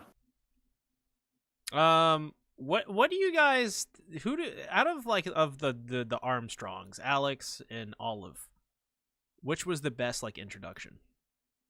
Well, so far, I mean, that's kind of unfair because, like I said, Olivier just seems very mean. Well, Alex, he's not mean at all. He's like one of the nicest dudes while also being buff and strong and caring. To be fair, we do know more about Alex than we do about Olivier, so it's introduction-wise, Alex. I mean, I can't really even tell you what Alex's introduction is. He just comes I- in and he's like, "Oh, I'm Elric boy." yeah, yeah. So like, I And would, then I he would, says a technique that's been passed down from generations. yeah, I would imagine it would be Armstrong just because he has probably the best, at least in my opinion, the best like on-screen charisma. He's a character that's very easy to like, but I think it's just two different feels. I mean, I personally would just say Armstrong, but Olivier's whole thing is is less, her introduction is less introducing her character and more introducing the culture of the North, if Yeah. that makes sense. Like it's less of this is who I am and more so this is Briggs. This ain't Central anymore. Basically, welcome to Winterfell. Yeah. It's very different than King's Landing. Yeah. So, we're now on the snow level, the obligatory snow level of every video game, and it got me thinking. Have you guys ever been in like a snow fight? Did you? Or Well, even seen snow. I want to say it barely snows here, but when it does snow, I go up north to Flagstaff, northern Arizona. And yeah, in fact, I lived in Flagstaff for 2 years when I went to school up at NAU, the Lumberjacks. And yeah, snow. It was nice for a little bit, but God, you get tired of it after a while, especially when you have to live in it Yeah. and you have to dig that shit out just to move. Oh, Yeah. terrible. Snow just seems like something that I always think about. Like, damn, I'm tired of it being so hot. But then I think if it was the Same. opposite and I had to deal with the cold all the time, the cold just has a novelty about it. It's like, oh, you want to be in winter clothes and you want to do this with snow and that with snow and that would be great. Oh, hot cocoa by the fireplace. But if you had to live like that constantly, yeah, you're going to get tired of it very quickly. It's one of the weirdest things because it's like you and I, Sasuke, we both live in summers where it gets ridiculously hot. Obviously, yours is more humid than ours. Ours are dry and 115 fucking degree weather in July. Um, it's definitely one of those things where if you're hot, you can find ways to cool yourself down. But if you're cold, I feel like it's hard to like warm yourself up. Like no matter how many times you breathing into your hands and bundling up. Like even when you bundle up and like go inside, like I don't know, like a Walmart, and it's like fucking ridiculously hot, then you have to take your jacket off, and then you go outside where it's freezing cold and snow, and you put your jacket back on. It's a weird feeling for sure. And the cold just stops so much. Like, not only do you want to stay in one place because you don't want to like lose that heat, but it's just like so many things are closed off. Like, unless the heat is like that extreme, you're usually not going to be too affected by the heat to where you can't do certain things anymore. Yeah, yeah, So and it sucks being hot and sweaty, but something yeah, about that cold where you're trying to warm up your cold feet, and then you have your girlfriend that's like, "Hey, stop touching me with your cold feet." I have one final fun question to ask. We have the three hot blondes of FMA now: Winry, Oliver, Strong Arm, and Hawkeye. Anime FMK. Oh, I feel like this is easy. what? At least FMK? one of them is easy. Let's say that. What? This is the Mary Kill. Fuck. Yeah. Fuck, Mary, kill. Feels weird because one of them's like underage. Yeah, that's why I say one of them is easy because one of them is just going to be killed. Right. She's dead because she has an iron or she has a wrench, and I'm just like, you ain't gonna kill me, so I'm gonna kill you. So we both agree she's dead, and I mean, I don't really know Olivier all that well. I mean, I feel like we're all going to agree. Those lips, though. I mean, like, just if we're going marry, I don't think people will want to marry Olivier. No, Hawkeye would probably be the one to do because she's so just loyal and determined and just all around. You know you can Down to trust earth. Yeah. and then the other one is a fucking military dictator lady. I don't think anybody wants to marry her. I don't No. know. I don't know. Well, let me say this. I don't think people would marry her and then be happy. Seriously. I think people think about it and go, "Ooh, look at her." And then if they ever had to date someone like that, you know, I mean, marry somebody like that, it wouldn't be fun. Well, Midnight destroys me. Says Hawkeye until the room stinks. I be Armstrong house husband. See, he's one of those guys that wouldn't actually stand by that after. I give it a week, honestly. A week of marrying Armstrong. There you go. Ellie says, "Don't read Midnight simping." But that's I'm supposed to read the stuff. He gonna lose his ribs. What does that mean? I don't know what that means. Anything else on this episode of FMA Brotherhood? We're really trying to fill in time here.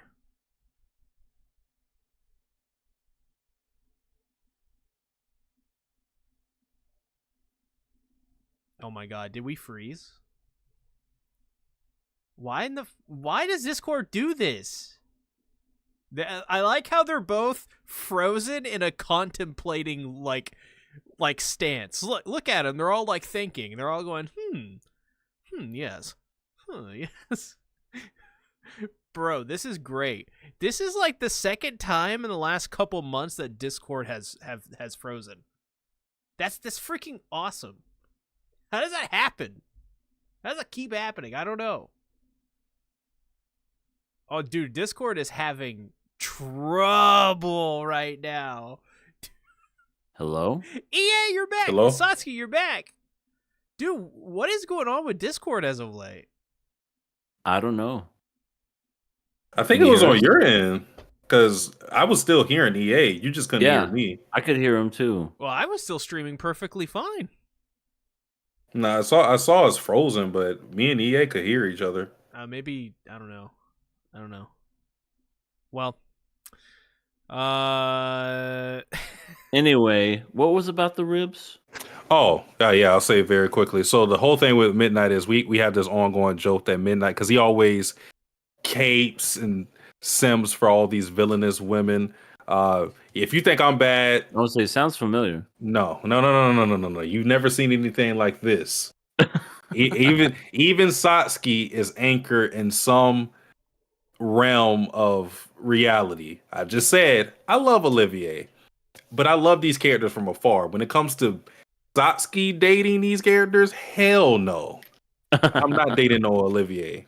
Most of my favorite characters. But no, Midnight, we had this joke where Midnight is going to date some evil woman, and then she's going to sell his organs after one night of sleeping with him.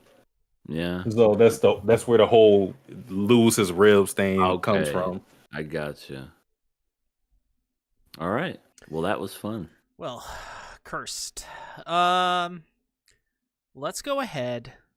Unless do we have anything else to talk about? Anything we can No. conjure up? No, That's it. All right, cool. Let's go ahead and let's talk about the new MAPPA anime, Zenshu! Episode 1. This is an interesting, I'm not gonna lie, this was kind of an interesting little experiment. In episode 1 of Zenshu, Natsuko Hirose is a young animator who became famous following the widespread success of her first series. Following with her new work, she struggles with the project. Natsuko learns on the news that another animator died of food poisoning. As she rewatches her childhood anime, A Tale of Perishing, whilst eating lunch, she gets poisoned as well. I really appreciated that layered joke. It was really funny. But Natsuko waves up in a desert. Waves. Natsuko wakes up in a desert-like place and is attacked by a creature. She is saved by Luke Braveheart, Memon, Unio, and QJ, which honestly just sounds like a really good nickname for someone. Who are the characters from her childhood anime? Natsuko realizes she is inside the anime and tries to warn Luke about the imminent Void Army attack on the last town, which he ignores and is not much of a hero for knowing Natsuko is hungry and not giving her any food. The Void Army soon appears and begins advancing towards the town in all their genericism. Natsuko knows that Unio is going to create a suicide bomb to defeat the Void Army? That's crazy. She realizes that she has her animator tool with her, which speaks to her, telling her to draw. So, for some reason, we have a awesome, out-of-nowhere magical girl transformation sequence where Natsuko draws and creates a giant being, which is basically just a titan. Let's be real here. MAPPA, by the way, they pretty much signed on to this because they said, hey, we have PTSD. Put us back in, coach. We need to go to war with the drawing these titans again.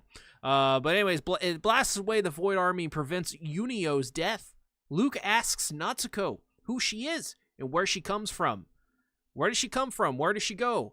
Cotton Eye Joe. Natsuko says she is an animator and comes from reality before she faints. Luke believes that Natsuko comes from a kingdom called reality and she is an animator.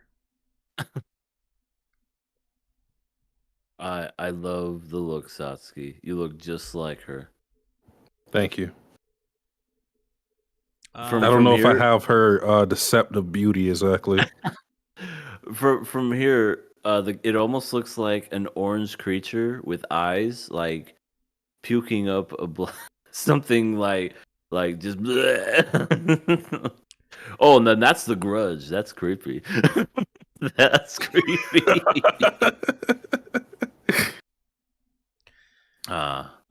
So but- yeah, this is Mappa's new anime. It's an isekai. That's kind of crazy. I thought this was going to be like based on like the anime cover of like the promo stuff because they showed her like kind of like a look back kind of cover where she was like sitting at her Yeah. desk working. So I was thinking, Mhm. oh, this is going to be like a show about animation and stuff, like a Shirobako. No, it's a freaking isekai. She's an animator, like a big director She fucking died. who just dies and gets isekai'd. She was, what was she eating then choked? She was eating like sushi or something. And Yeah, then she was eating just like choked to death. yeah, and that's it. They had like, I thought it was interesting how they had like the lady that comes in and is like, oh, we got to treat our star the best we possibly can, and literally through just I think in some ways this is kind of like a commentary on MAPPA itself of like the suits coming in and just like And that having- was literally the animators dying. yeah yeah. I think this Man. is I think they picked Zenshu to make because they wanted to send out an SOS. I mean, if they were, why did they pick such beautiful, gorgeous animation to do it with? Yeah. The only thing that I got out of this episode was Save him. Save him. Save him. Save him. Well, I'll tell you this. So first and foremost, I thought this episode was cool. I don't think I'm in love with it. I don't know if I'm sold on it at all. I will tell you on my initial, I guess, viewing of it, not even viewing, because all I did was look at the synopsis because we talked about this show coming before on the podcast before it came, like when it was announced. And before they came. Interesting. yeah. And then I looked at the synopsis for it, and then I was disappointed because I was like, wait, so this is just going to end up being an isekai? Because I was more so looking forward to it being a commentary on the industry or seeing, what animators had to go through. Because that stuff interests me more than the fantasy aspect of it. And it's not as if fantasy doesn't interest me at all. It's really just the isekai part of it, because I think I've really grown tired of the perspective of isekai protagonists, where it's just like, they're thrust into a whole new world. It's a little different here just because she knows the world. So it is a little different in that regard. But there's always a little twist on these isekais that make it different from the other ones. Yeah. So me personally, I was disappointed just because it ended up being in isekai rather than, just, more straight to the point, talking about animation, because I think that's going to follow the anime. So I don't think those aspects of the series are going to be lost, but I think it's going to be shelved for whatever plot we have with this isekai. Yeah. Yeah, I was almost kind of like tricked when it came down to this series. I agree with both of y'all. I thought this was going to be about the industry, and then, it's another isekai. Okay. But I did like the fact that it was based off of already existing media. It's almost kind of like the questions that we get asked periodically on KOA. If you were isekai'd into a world, where would you like to live? This is one of those scenarios where, she didn't have a choice, but, that's kind of interesting in a way where you have the knowledge of, oh, wait, this is what happens here. And then this happens. I could stop this from happening. Imagine what you could do if you could stop Attack on Titan from happening. I the would. literal fall of... I wouldn't. You just let it happen? Yes. Yeah, there's the wall. Break it down. If I was in it, then that's a different situation, because I would stop it just because I got to live in the world. But Satsuki would be Aaron. Whoa, I'm nothing like that guy.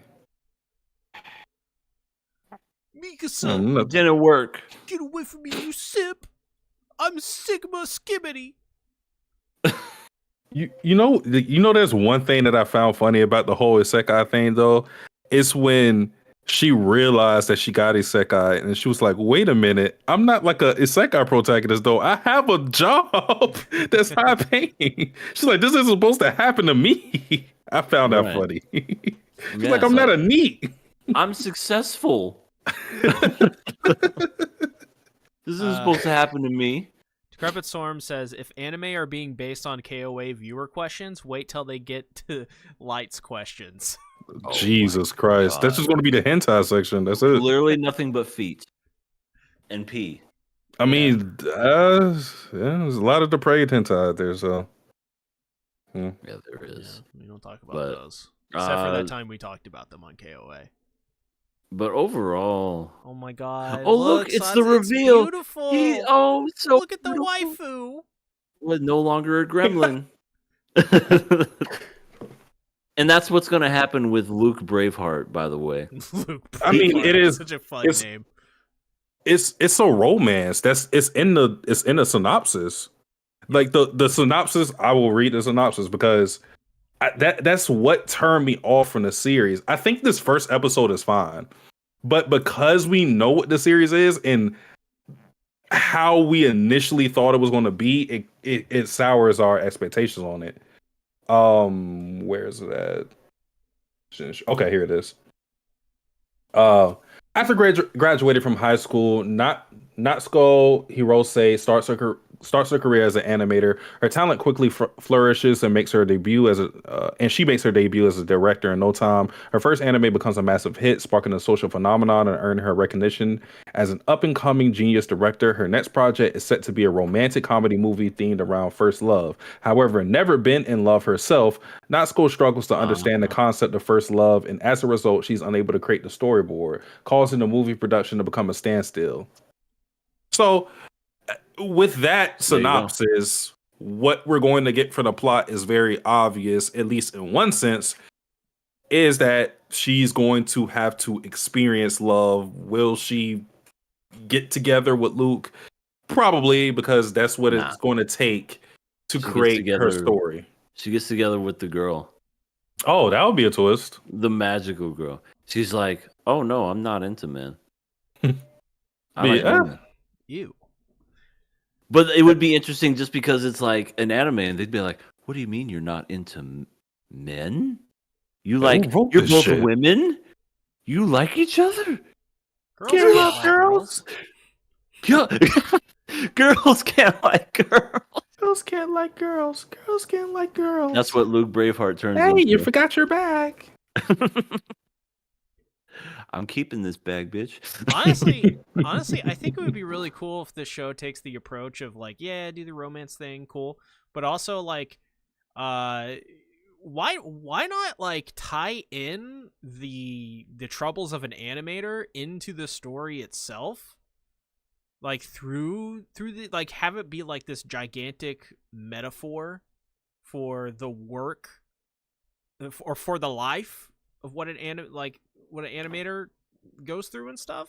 Like I think the Mhm. romance could be a part of that too. Like, hey, how does an animator find love and like try to show what that is like through like a medieval battle or something. I don't know. Just something like super interesting. I think it's they have a lot It's of got potential here. For sure. Yeah. I even think the romance has potential, to be honest. I'm not expecting much, but I think they could do something really cool with it. Who knows? Yeah. Yeah. I mean, it's just it remains to be seen. I think we're all a little skeptical on it, and that's just how it's going to be, just because. It's an original. Well, that too. But it's just it had a premise, I should say. It had a premise that was interesting in of itself. It kind of abandons that for the Isekai plot. So we're just wondering, okay, what exactly are we going to do? Is it just going to be an Isekai, or are we going to go back into the animation side of it and get to the parts where we're more interested in? Now, that isn't to say that the Isekai section of it can't be interesting. I will say, just with this episode, the stuff that I found, the drama I found more interesting was when she was in the real world, where she has all this mounting pressure to create something because she's touted as this genius director and everybody's relying on her, and she can't produce anything, and the deadline is fast approaching, and then the boss is putting pressure on her. That's the drama that got me Satsuki, engaged. You know what this show technically just is? What? Bill and Ted's Excellent Adventure. No. No, it is. In Bill and Ted, they have to do a history report. So what do? They go back through time to meet all of the historical figures and get firsthand accounts of what they went through for their report. True story. In Zenshu, what happens? She goes to another world to get inspiration to write her new anime. That's By- probably what's going to happen at the end. Yeah, and George Carlin is going to show up. It's going to be great. Hey, it's me, baby. Yeah.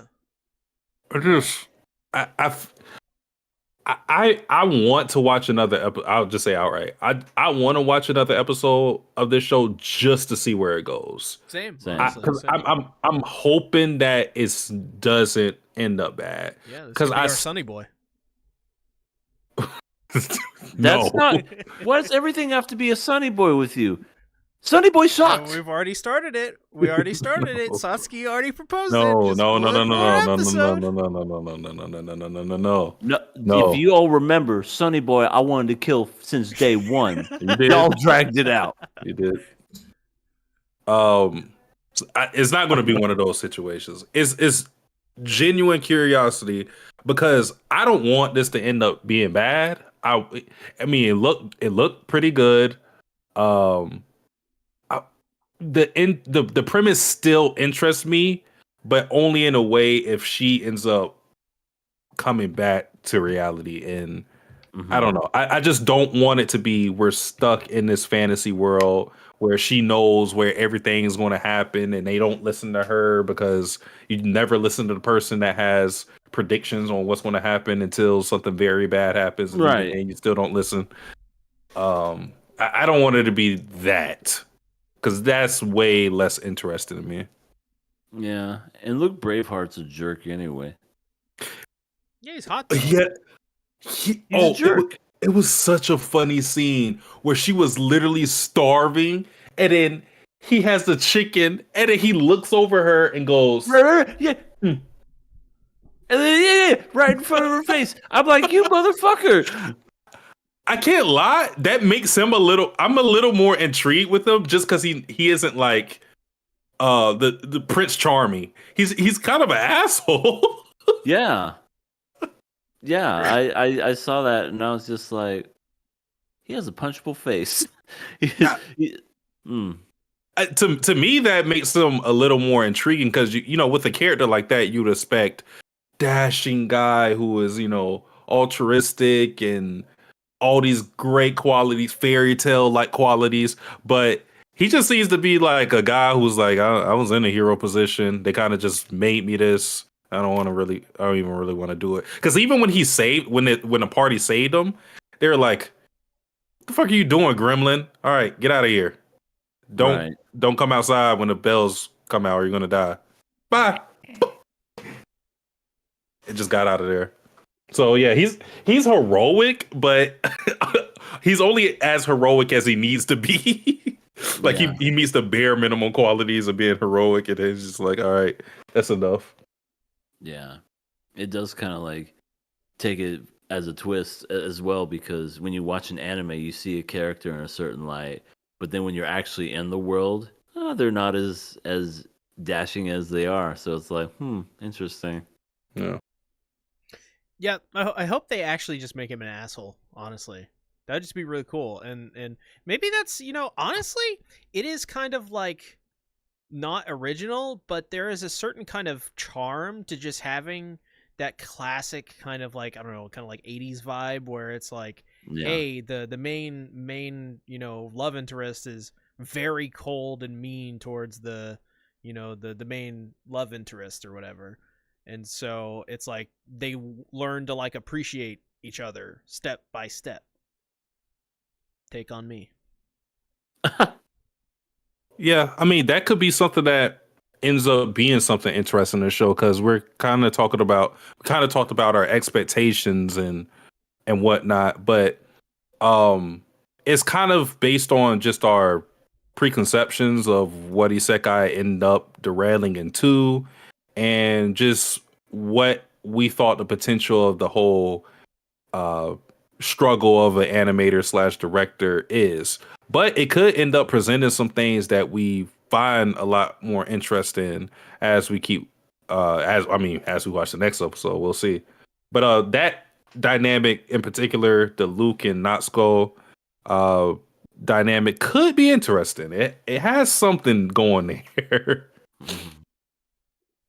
Yeah. I don't know about the rest of the party. The rest of the party just seems kind of generic-y, Yeah. but One's we'll a see. robot that predicts fucking percentages. Yeah. almost Yeah, like it's a really weird C-3PO. cast. Which is, now that I think about it, because of their designs and what they do is so weird, that also may be like a potentially like something cool. Because they may bring some weird freaking dynamic that like totally is like out of the box. Mhm. One more episode. I'm just. I mean, I have to bring it out and talk about it. Who has their hair like that? Honestly, just draped over their face. Nobody. Ron she probably smells. Yeah, it's And not in one a thing. good way. She smells It's one like thing a for hot your- anime girl. No, she smells like ass, Musk, S- sweat. sweat. Probably hasn't bathed in days. For some people, Yeah, maybe that's even just weeks. zest.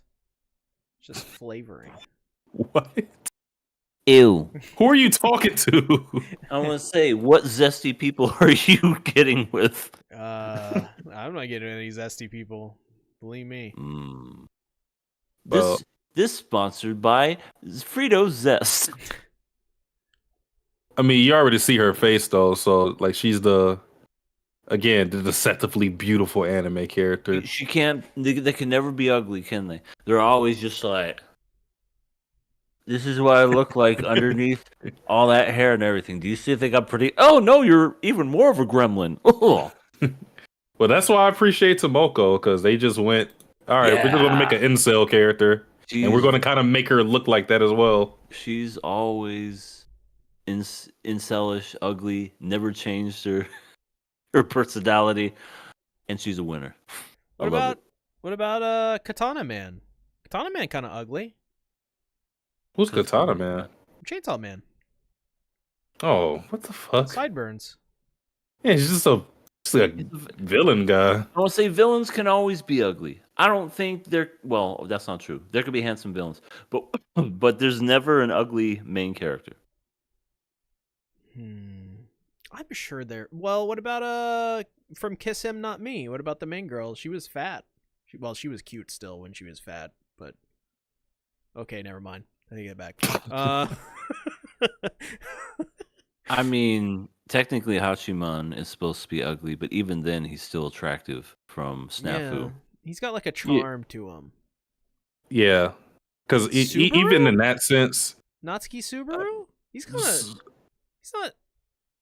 He's handsome.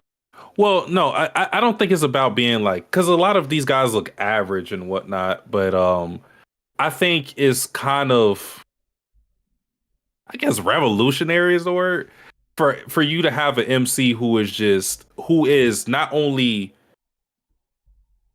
from the audience perspective not attractive, but in story she's also like that because it's always a difference because there's a lot of times where you may look at a character and go, this looks like a regular harem protagonist, but then they are harem protagonists and they get a whole bunch of women. You're like, okay, how did that happen? Right. Exactly. Just black hair, basic, non-athletic, anemic. Yeah. Pulls all the tail. Yeah. Tomoko is actually like, doesn't look attractive and doesn't get anybody. The shadow and like under her eyelids and is just gross. Like she sits in her shorts, scratches herself. It's just everything. Oh, the Crepustorm brings up a good point. She puts Mei to shame. Mei's disgusting. Oh, well, and Mei has the hair in front of her face. The hair bang. Trayvon. But yes, Mei is disgusting. Trayvon also says Princess Jellyfish. I haven't seen that one. Is that the one where she's like this big or something? I don't know. I know Rising has seen it. We should get Rising in here. I'm looking this girl up. She looks cute. If this is the one you're talking about. Oh, God, what is an ugly character in anime? Is it possible? No. Is it possible? It's not possible. They all look attractive. Even the ones that I can never find a husband are attractive. Yeah. That's just how Oh it yeah, is. they're usually the most attractive. Right.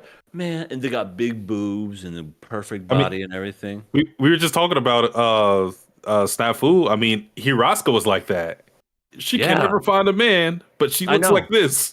Right. She's this perfect specimen, and it's just like, oh, it's hard for me to find a man. Really? Have you walked outside? Yeah.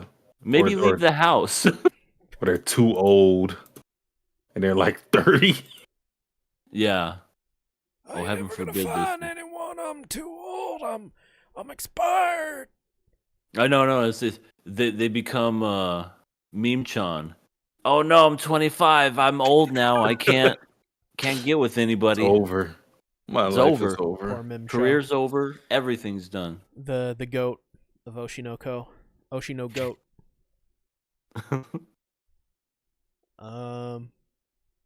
This shit's so ass.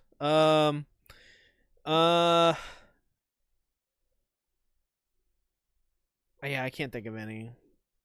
Carl. We can move on. We're all good. Carl Weezer from Jimmy Neutron. Well, hey Jimmy, it's me, Carl, and I love you, Jimmy. Say it ain't so. Whoa, Yeah, are you going to finish your croissant? Knock yourself out, kid.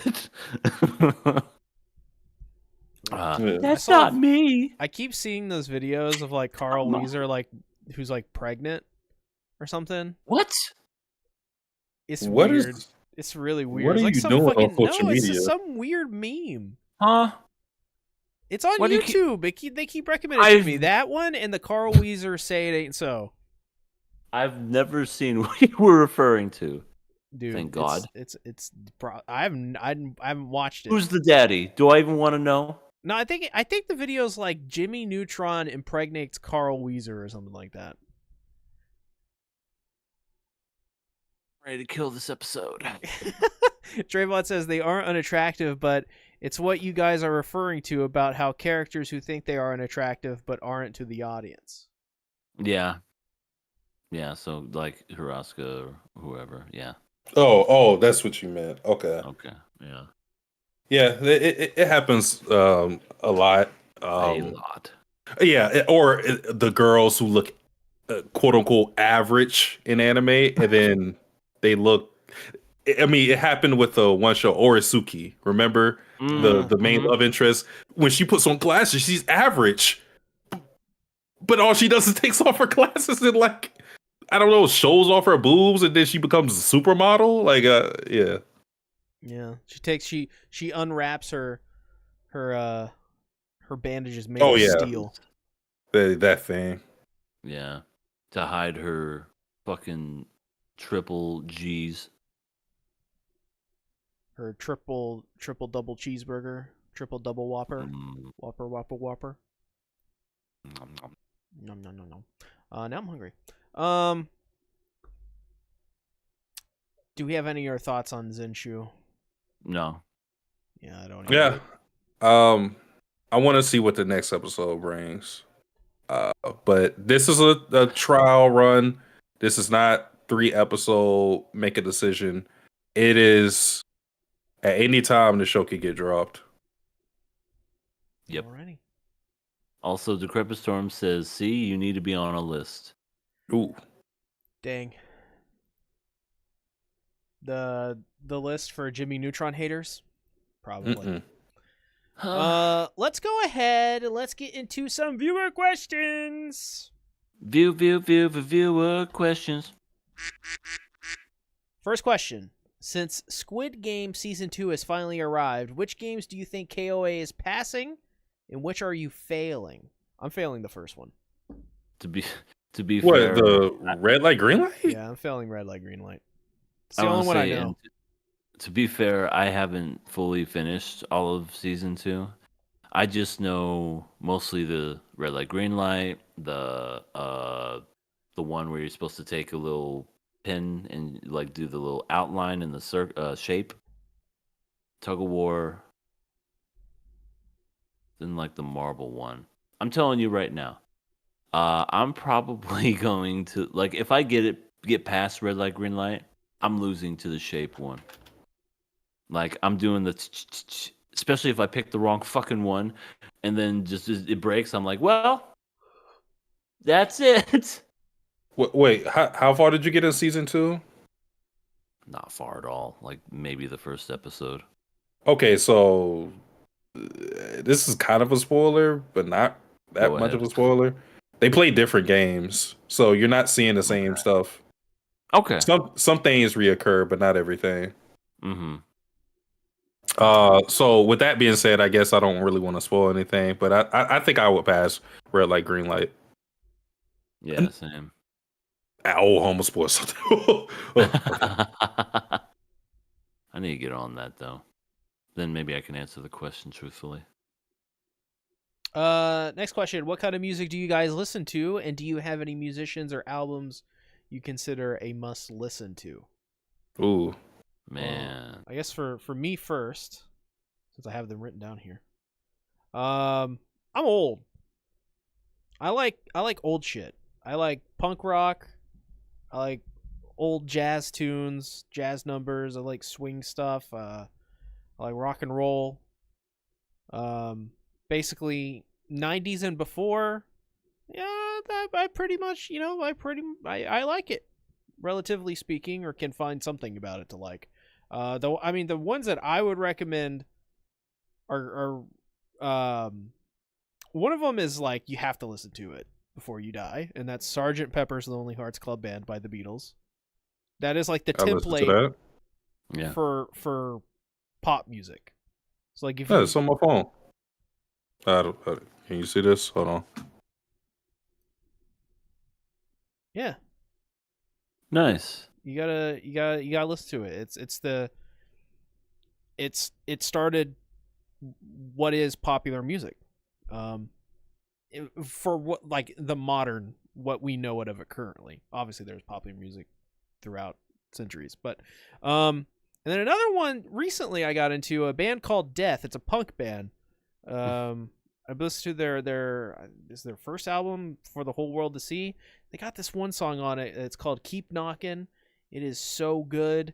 Another one is Politicians in My Eyes. It's just I think they're actually were the first punk band before punk even existed.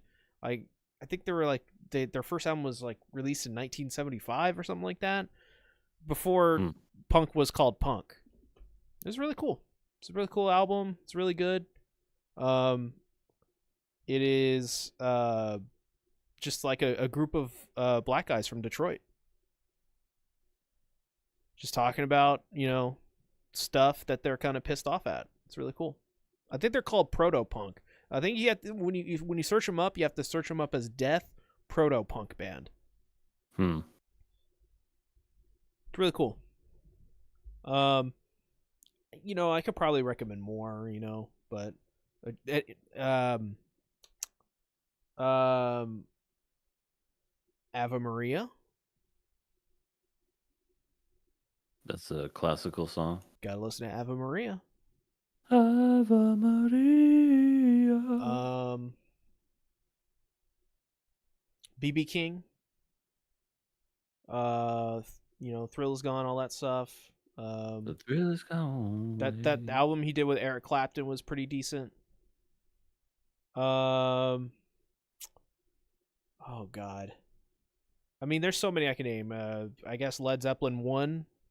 If you're interested in how rock and roll kind of evolved from just Chuck Berry tunes into like kind of like hard rock and metal. That's Led Zeppelin is obviously the one to go to. Old Linkin Park, their early stuff and some of their more modern-ish stuff from like 15 years ago.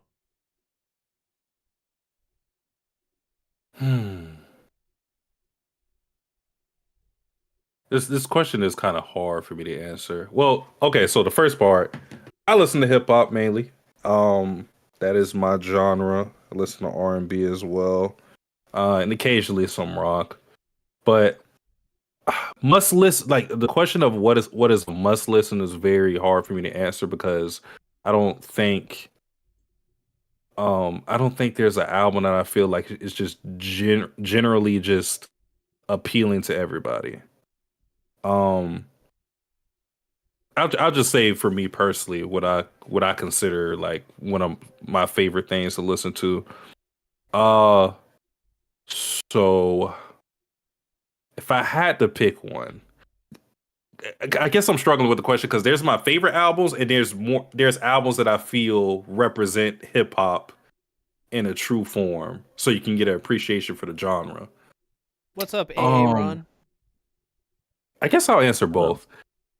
My favorite album, or one of my favorite albums, I should say, is Some Rap Songs by Earl Sweatshirt. Very short album.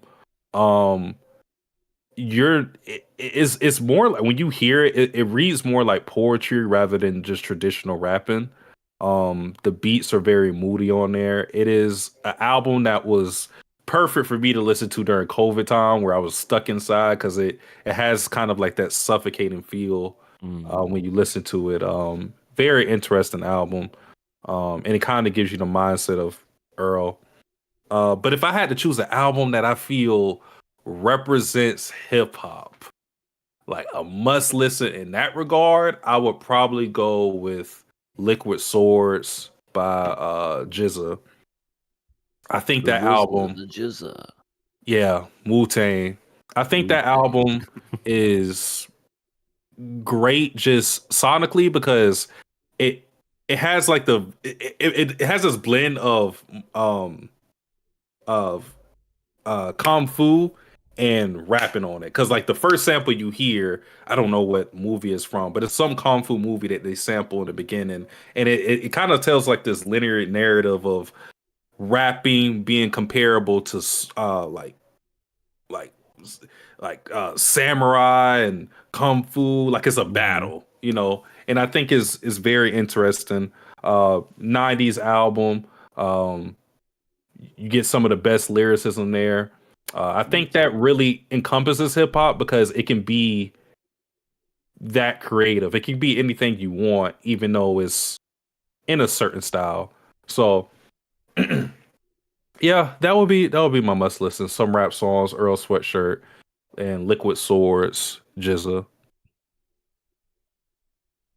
Well, for your old pal EA over here, um, I like all kinds of stuff. I've enjoyed everything. I've had parents that, you know, I grew up listening to country.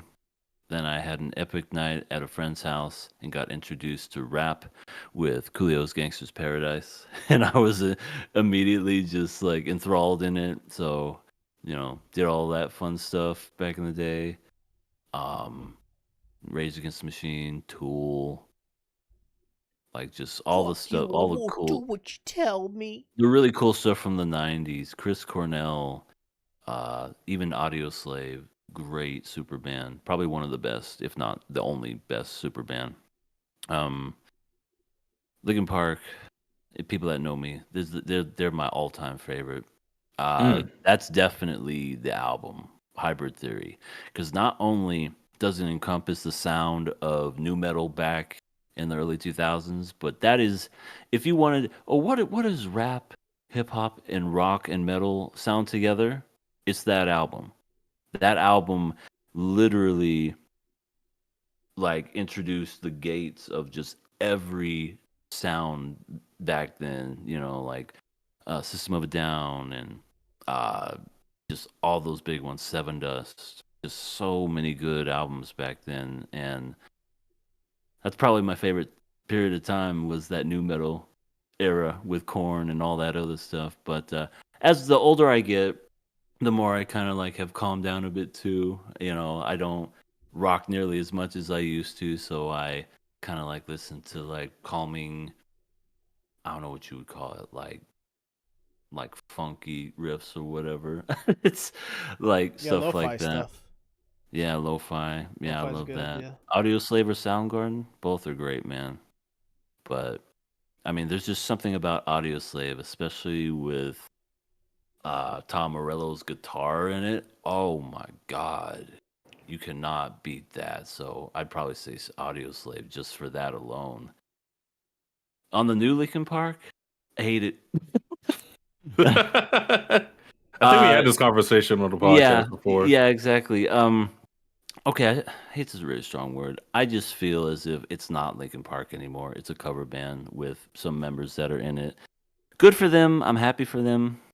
They want to do their thing, but Chester was the voice of that band. That's not this diss on all the other members or Mike or anything like that, but that's just a huge pedestal to be put on for anybody. And I don't think that would have been. I feel like it should have just been retired. That's just my opinion. Yep. But I get it. I get why they didn't. But yeah, I gotta say, fuck Linkin Park. That's another one. Fuck them. at least the new one. Yeah, new Linkin Park. Fuck 'em. I would say I'll always love old Linkin Park with Chester. Rest in peace. But overall, just yeah. Chester brought all the credibility to that band, as we Really did. quickly found out. That was Chester's band. Absolutely. Also, he was a local boy here in Arizona. Oh, That's Hey. that's something that I learned like later in life, but I thought that was really cool too. But yeah. Oh, I go to EDM shows and listen to that dubstep and EDM music and whatnot. Just What's up, my God? oh yeah, What? one of the coolest shows you'll ever see in your entire life is going to a BDSM show. A Stands for BDSM show? Black. Listen. It stands for Black Tiger Sex Machine. If you want to see a show that'll trip you the fuck out, watch them live. It's incredible. Yeah, AA Ron says Chester was hired by the guys and it was his band to begin with. Yeah, I mean, I mean, true. that's when they True, took off, very is when they true. hired him too. So Mm-hmm. yeah, Yeah. you always gotta do you know it's with every kind of like traditional kind of like modern band. It's like if the singer is the most important part. It just the vocalist is. And people do have this argument when they say, well, other bands went on and they got new singers, and I get that. Sure. Just like But they were great how frontmen. ACDC, yeah, how ACDC went and got, their person, but Brian Johnson. there's people that'll defend to the death and say when the other guy was still singing, it was when it was better. You know what I mean? And I agree with that. Like Man. he had that really cool voice. Yeah. What was his name? Bon something. Yeah, unfortunately died, Yeah, puked on his own vomit in a car. yep. Ugh. Yeah, I mean, still though, ACDC with Brian Johnson released Back in Black, For Those About to Rock, Black Ice. Yeah. Good ones. Yeah, Rocker Bus is actually not that bad. But- Not great. but if any, like I said, there's other bands like 3 Days Grace, Kill Switch Engage, and the singers aren't nearly the same whenever they replace them. And those are examples I can think of where it's like, well, they got new singers, yeah, and do you hear how bad they suck? Well, Killswitch Engage got their original singer back. Yeah, but there's just something about Howard Jones when he sang in that band. I love Can't Howard beat Jones that. too. I like both of them. I think I like Yeah. Howard better just because that's when I got Same. into them. But Hmm. uh, But 3 Days Grace, ugh. The fact that they replaced him and thought that was a good idea was like, are you smoking? oh god, Well, it's funny. Chester they replaced Scott Weiland with Chester Bennington and Stone Temple Pilots. So that did not work out. no. Good live No, show, not at but all. did not work out. Hmm. Yeah, but anyway, that's my stuff when it comes to music. And yes, I agree. R.I.P. to all these legends, for sure. Oh, since we're on that, serious speaking, I want to say that I am hoping and praying everybody in California Yes. Yeah. are all right. I've been seeing, Same. the stuff about the wildfires and, considering it's California, it doesn't get rainfall like that. It is a pretty dire situation. So I'm hoping everybody evacuates when they're told to evacuate and everybody stays safe. Agreed. Yeah. Thoughts and prayers to everyone out there. Yeah. I actually kind of want to do a fundraiser kind of live stream and stuff. I know for the next 4 years or nice. so, it's going to be very hard for everyone out there, and we're all going to have to rally together to help with when stuff like this happens. Because right now, help is on the way, but there won't be for a while. So, yeah, it's a thing. It's depressing. It's Yep. depressing of what everything has come to. But Mhm. I think KOA is more on fire than LA. I want to say it. In a good way. I think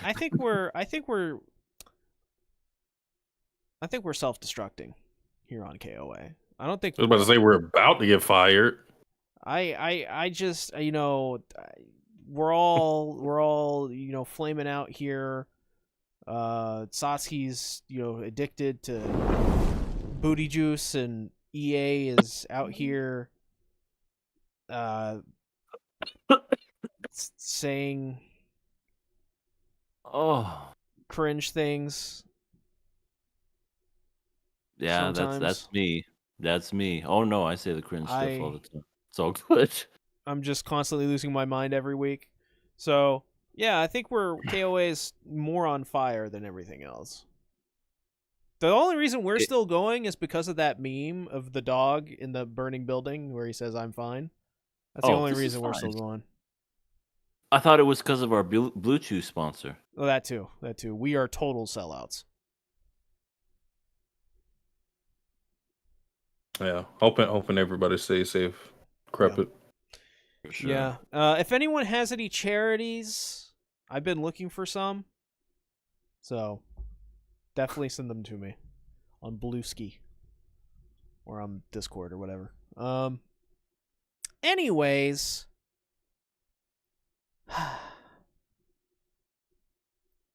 EA, where can they find you? Hello, everybody, young and old, happy and small. I don't know. Will Blue Chew save my marriage? Ellie, 100% yes. Buy it now. So I'm everything animated. I did say that it was going to be a new year, new me, and that I was going to post a video. And I'm still on it. It's still the new month, and I'm going to do it. I don't know what I'm going to do, but I have a feeling just something simple, just something easy. I don't have to make a fucking essay video. Maybe I'll just make a goofy goober. Like that one video that I did a long time ago with Berserk, and how put your lips together like this. Maybe I could do a new thing with that. Hell, maybe I'll make a trend where everything that involves whistling is just. Now that would be funny if one just took off with the algorithm. Anyway, so subscribe to my channel. Also subscribe to KOA. We're looking to reach that milestone of 1,000 subscribes and become fully monetized. Yes, we are. And I think I also have some videos planned for this channel. Nothing super crazy, but I was thinking something maybe along the lines of super edits. Ooh. Because there's some stuff coming out this year, like season 2 of My Dress Up Darling. I could make a super edit of everything we talked about in season 1 and put it on this channel. Yeah, that'd be cool. I think that would be really cool, especially just to hear how we sound and what our opinions were back then and what cringe things we were talking about, especially C. Back then. I'm talking about cringe shit all the time, every week, every day, every hour. But you know what I mean, like with the whole I'm illy for really. Just discovering new words. Anyway, yeah, that's gonna be fun. So I think I'm gonna do that and put it to this channel. I dropped in the link, the Patreon, only $1 stinking dollar. Also dropped the Blue Sky for KOA, so you know when we go live. We don't usually go live on Wednesdays, but today we did just because. Well, other reasons. Okay, yeah, everybody's season 3 of Rent a Girlfriend. Midnight, no. Well, maybe it could happen. Who knows? You're gonna have to pay us. I'm Wait, not did you say watching it. season 3? Aren't they on season 4? Maybe. Season 3, season 4, season 2, season. What's the difference? It's fucking. So It's the same Midnight thing. season 3 is indeed on my channel. If you want to subscribe, Midnight, just letting you know. So anyway, that's all that I have. Oh, and I have a Twitch. I really need to get my ass back to doing that. I need to beat this game. What's it called? Dagon Rampa? Danganronpa. Yep. Dangan Rampa.